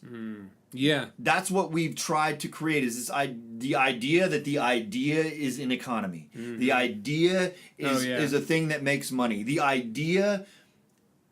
Yeah, the .com boom. Do something. Yeah. Do something. Go put your hands productive, on something. Ideally, not yes, destructive. yeah, not destructing. And I don't. What I mean is not don't break windows and loot in Houston because you can. It's get an idea. Yes, it starts with an idea. It all starts with an idea. Yeah. Do it. Physically do it. Create an object. Make a thing. Build something. Make something grow. Make something that makes something else. Physically engage your environment and people in it. Learn a craft. Look for problems. Look and try for problems to solve them. that need a physical solution and make that solution. Yeah. Because I think, even in the world of IP, intellectual property and ideas, I mean, ideas... There's multi-trillion-dollar industries for the last 25, 30 years that have come out of it. Right. But... And some of those are really... practical. I mean, there are certainly apps. They can't employ hundreds of millions of people in a large first world country. Yeah. Or just say hundreds of thousands of people. Yeah. That need to have jobs and make a livelihood. Yeah. The whole .com tech boom, all of the things that we take for granted that are really cool and important and interesting, that created this whole entrepreneurial ideology of the new capitalism, they're never going to sustain us. They're never going to provide enough. They're unique and specialized. Yeah. It's not a real economy. Yeah. And we're structurally shifting away. We need to go back. And it's not thinking in reverse. Yeah. It's simply understanding craftsmanship. It's understanding tools and solutions that are physical. The joy of shoemaking. And instead of you go to one-stop shop at the mall and you can get a pair of Cole Haan dress shoes that are made billions at a time. Yeah. Become a cobbler. Fucking A. Yeah. Become a cooper. Yeah. Become a fucking blacksmith. Right. Make me a better chef's knife. I need an 8-inch Santoku. Yeah. Fold me some good carbon freaking steel and put Yeah. some nickel and good shit in it and make... Yeah. Well, and the thing is, people are like, well, that's such an elitist thing because you go to the store or you go to the market farmer's or whatever, market. Now find a guy who charge you $400 for a really great knife. But the reason it's $400, I think, obviously there's the time and all of that served, but it's also like in a free market where there was a bevy of people who are doing that thing, then the market would say like, okay, who's making the best one for the most affordable price? Yep. Right? I mean, and so that sort of market, the actual free market movement would start to balance out like, okay, why do you these think are the craft winners beer has become fantastically exploded? And but of course then you have companies like InBev that just bought Wicked Weed in North Carolina, one of the best breweries on the East Coast. And they spent almost $1 billion on it. I mean, you're going to get sucked back into that corporate thing. But exactly. Again, ideology and integrity and all of those. This is more a pragmatic argument about considerations for what do we do, how do we do it. Yeah. Get your hands on it. Yeah. I mean, if you really want to shift the economy, think about apprenticeships and starting schools. If you become how valuable is a blacksmith right now? A blacksmith could go online, throw up a quick site. Say, come pay me $10,000 for a 12-week course or whatever. Yeah. I mean, of course, that's again money, but what are we doing? What are we the government needs to shift everything in. We're subsidizing these multi-billion-dollar schools that what the highest paid freaking public, the highest paid publicly paid employees of every state are fucking football coaches. Oh yeah. Oh fucking A, yeah. That's right. Yeah. Football coaches, because I'm my NCAA, baby. Yeah. I love my UT. Hook 'em. Yeah. But, I mean, LSU, Florida, big Arizona, where I went to school. Bear down, baby. I mean, they're all just big sports NCAA engines. But the byproduct, I mean, the reason for that is still... Again, higher education, higher learning, and commerce. It's commerce. Those things have... Those guys get paid what they get paid. The same with CEOs get paid what they... Because their byproduct is an exploitable commodity that you can charge a mint for. Yep. Why is that the fucking narrative? That's our value The narrative is exploit the commodity. Yeah. Exploit the commodity. Yeah. I mean, unless we come back to a place where a CEO decides that I don't need $700 million annually plus a $20 million bonus. Yeah. I don't need $2.3 million homes. I don't need multiple. Multiple. Yeah, I mean, and again, I mean, it's philosophical. It's fundamental. They're like, screw you. If I can get rich, I'm going to get rich. Yeah. I mean, kids in middle school and high school today are more concerned about money than they ever have been. There's studies that show it. You can go look it up. Yeah. The dollar bills and we thought the 80s was the me generation. We thought Wall Street was bad. Yeah. We watched, Greg Gecko is the perfect and, greedy bastard. Yeah. He's like a saint compared to the people that are quietly, tacitly sucking the life out of the entire nation. And I don't care if you're Democrat, Republican. I don't care if you're libertarian. I don't care if you're black, white. I don't care if you're Christian or not, or Taoist, Jewish, Buddhist. We have to come together on an understanding that there's a systematic flaw to the nature of what we've built in America. Yeah.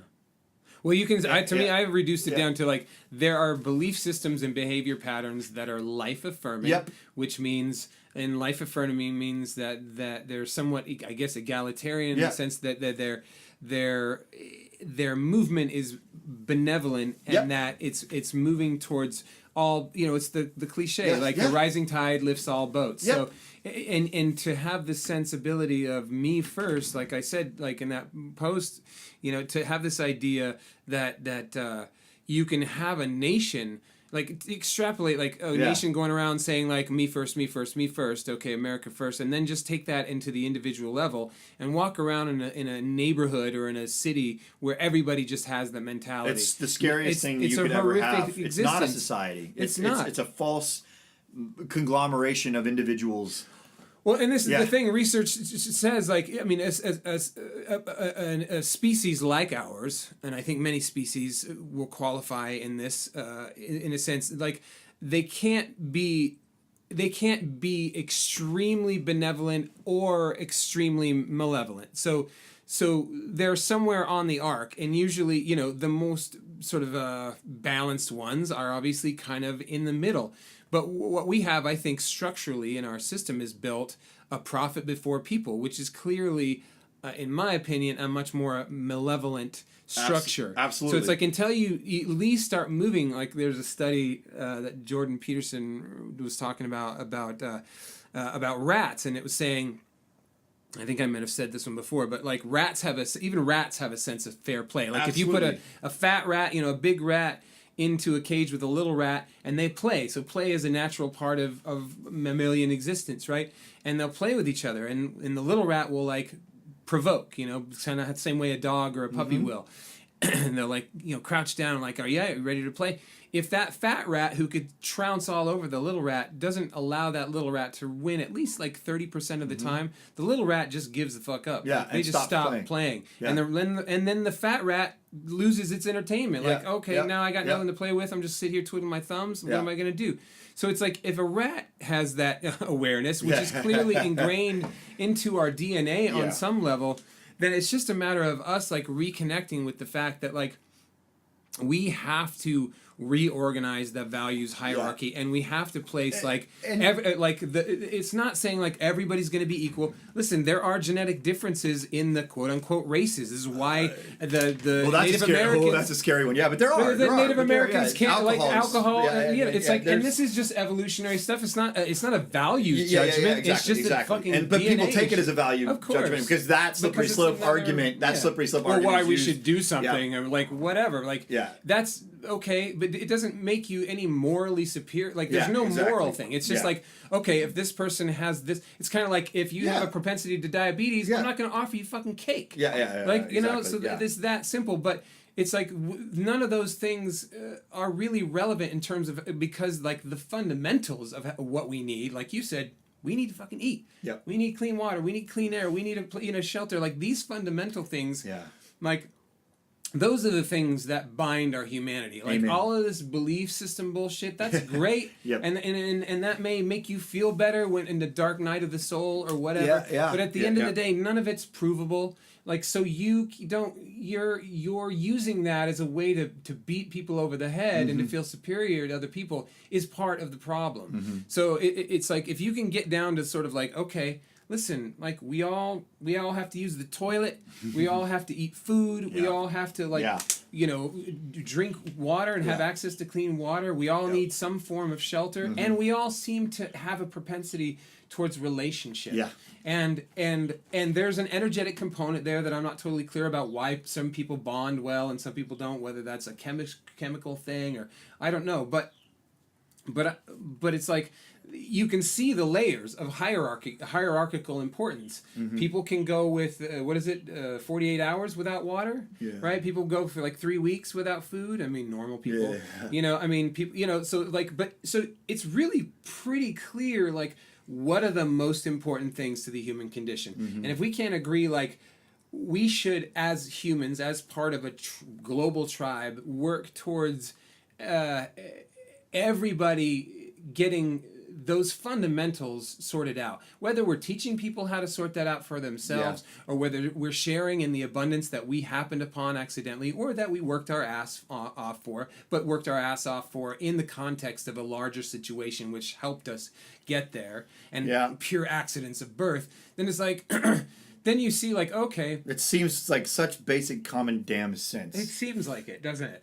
But when we have these machines that are constantly feeding us just fucking nonsense from every direction, from the marketing, this is the thing when you travel internationally and you can't read the signs, it's like your mind calms down. Like I was traveling in India and I'm like, you're bombarded, especially in the city, with like propaganda of some kind, but because you can't read any of it, your mind stops trying, and it's really peaceful and silent. Yeah. I come back here and I can read everything, billboards, and I just I feel assaulted. I feel like, and one day an evolution in our species will be aware that psychic invasion and auditory invasion and visual invasion is just as bad as someone punching you in the face. Yeah.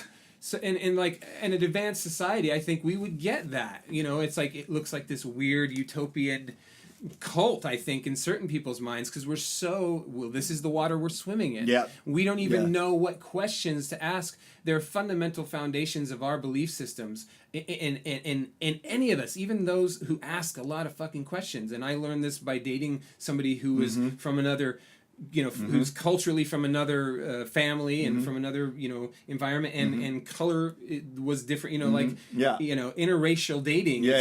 Suddenly you get insight into what it's like to live that life. And then and then if you go to a place where you are the minority, and then suddenly you go, like, you get a little hint, just a little hint, but enough to go, now add times 10 to this. Like, make these people aggressive towards me, like really aggressive, and make them want to fucking shackle me and turn me into their slave. Ugh. Like, then you start to go, oh, fuck yeah, like, I just fucking got lucky, man. So what am I going to do with that? Like, and how am I going to carry myself in the world and have some awareness and have that expanded empathy, so that I make decisions that are based on that perspective, as opposed to this perspective like, well, the fucking world owes me everything because of my accident of birth. Yeah. Stand in line. Yeah. Yeah, man. It's interesting that you brought that up in terms of, like, going back to the question about why, what's kind of what's this born out of? And I mean, to be honest, a huge portion of it is that realization of my actual privilege. It really is a realization of, dude, you can call whatever you want, and people make arguments about all of the stuff from every different angle. Call it white guilt, call it white man's burden, call it, I mean, and you can call it whatever you want, and you can. To me, it doesn't have anything to do as much with race as again, I said, it's injustice in every form, and it's a sense of entitlement and understanding of position in place, and the hierarchies that we've talked about, and the structures that are in place, the institutions that are in place. And I don't owe anybody anything. And I hold to the personal responsibility arguments. I consider myself to be very much a libertarian and an individualist, and someone that doesn't want rules and regulations, that wants opportunity to apply things. Autonomy. Very much so. That is who I am. Yeah. I want to be basically left alone. Leave me the fuck alone. Yeah. And at the same time, I can't exist without you. Yeah, exactly. And I'm not happy without engagement. And I'm not comfortable without attention. And I'm not myself without having the opportunity to be in a classroom, and it's not, and a part of that is like, is that your ego and your id and your I don't believe it is. I think that on a certain level it is ego, because it's like I can sit here and say, I, beyond a shadow of a doubt, know that what I am saying to be true and to be right. That takes some fucking megalomania right there, right? That takes that's like some ego and some freaking narcissistic consideration of my own sensibilities, like, and I'm honest in that. I'm open in that. I'm like, I believe this to be true. Yeah. And I don't believe it to be just my condition. I believe it to be the condition. And also, now you think you're a guru or no, I'm going to show what I believe through an example. Right. I'm going to try to live and grow and build and make and share what I think will be helpful to you. And it makes me feel better as a person. Totally. To me that's the best expression of altruism that I think can exist. Yeah. I'm not going to go strip down into my loincloth and live in a cave, eat some rice. And eat some rice. Yeah, or just like do everything, give everything away, and say, oh, because by giving everything away, you realize that you have nothing to offer. Right. Yeah. You got to make something to give something. I mean, altruism can only be expressed really through your ability to say, I have something that I can provide. What is the value of your time? Yeah. What is the value of your presence? Yeah. What is the value of a compassionate ear? Yeah. Yeah. You know, or a helping hand. Yeah. I mean, those. I think those listening. Yeah. Really deeper. Yeah. Like if we don't get dialed in with that, the value of just the isness of the human condition and how to make that something, because what we've been measured by is our output. This whole fucking country is measured by your output. How much money do you make? Yeah, you don't have value unless you are in the matrix churning some widgets out. My entire adult life has been that whole process of financially just barely able to function in the context, and been lucky to have family and friends and support a wife and support mechanisms and the structures there that provide you with resources, not just monetary or but emotional, physical, and there's a safety net. Yep. That's part of my privilege too. Totally. My parents and my wife's parents married. Wow, coming up on 50 years for my folks this year. Yeah. Is their 50th anniversary, I think. Yeah, 60, no, next 2018. 68 to 2018. This will be 49 years, 2017, August. Oh, man, I'm such an asshole. I missed their anniversary. Whoa! See, the things you admit online. Yeah, anyway, it was August 17th. I'm such a bad man. I love you, Mom and Dad. But her parents are married. My parents are married. I mean, and it goes back to value systems, too. Like, I'm not devoid of understanding that, not the dogmatic considerations and stuff, but the value systems you have in place that you ascribe to things that aren't monetary, that are about how you behave and treat one another and engage one another. And I think that part of what we've talked about through that dollar sign, that measuring you through your output. If you make money, you get away with anything. And the more money you make, the less consequence there is to your action. Right. And we've just created this feedback loop that's dehumanizing us. Yeah. It's taking away our value as a species, as a person, as a group, as a community, as on every level.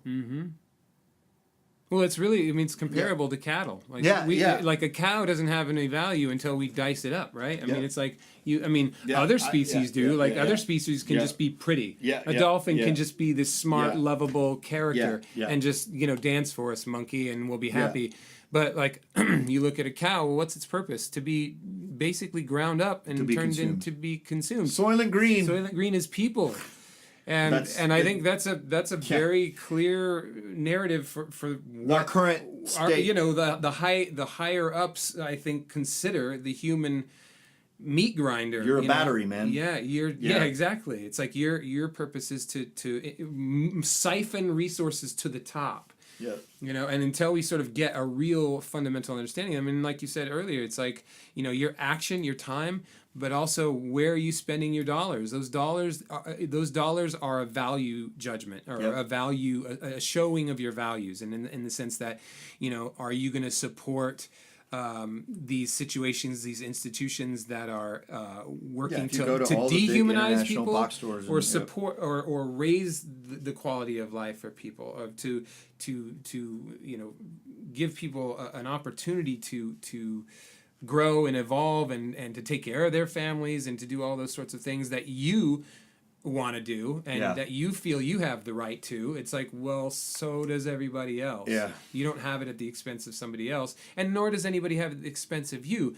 But it's like, we, instead of battling with, like, I mean, this is the thing, like, if you read Howard Zinn's material, you know, People's it's history, like, yeah, you realize like the economic, it's like, well, we can't have the poor whites and the poor blacks ganging up on us because there's way more of them than there are obviously. Chomsky too. It's like, so, you know, we have to separate them by certain quirky little laws and, you know, certain social norms and structures, and make sure that really the bottom layer, which is the most, you know, the largest layer, doesn't bind together to see their common struggle and basically burn you down. Yep. You know what I mean? And We've been trying to keep that from happening for the entire history of this country.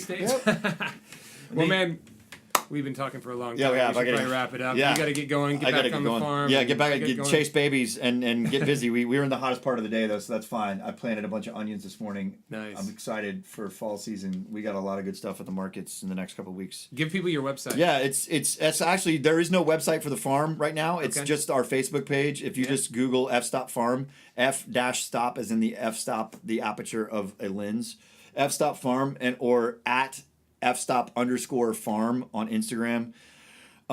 Yeah, you can see what we're doing. We'll be at the Mueller Farmers Market this Sunday and every Sunday probably starting in late September. We're doing every other week until we get our production back up. Yeah. But what are you excited about? Just briefly. oh man, What's coming up? cooler weather is legumes. We're gonna have pole beans, long beans, black-eyed peas, red hull peas, kale, collard greens, Swiss chard, arugula, beets, carrots. We're planted beets and carrots this morning as well. I love it. I mean, now that we're under triple digits, we'll probably be in the 80s. I mean, it's going to get hot again. We're not going to probably put our greens in the ground until the first or second week of September, maybe 2 more weeks. It's still going to, I think after the remnants of this hurricane blow through, it's going to get back up into the 90s again in September. I think so too, But, you know, I mean, this is that time of year when we're ramping up. But we're making pickled okra, and we're making bread and butter and dill pickles for the market for the weekends. We're going to have some good stuff. And, you know, and it's going to keep growing. I mean, we've got a lot of things, like the YouTube channel for F-Stop Farm will start up hopefully by beginning of October. Yeah. We're going to go through and kind of do a tour of everything we've done and then talk about some of our practices and resources and tools around Central Texas.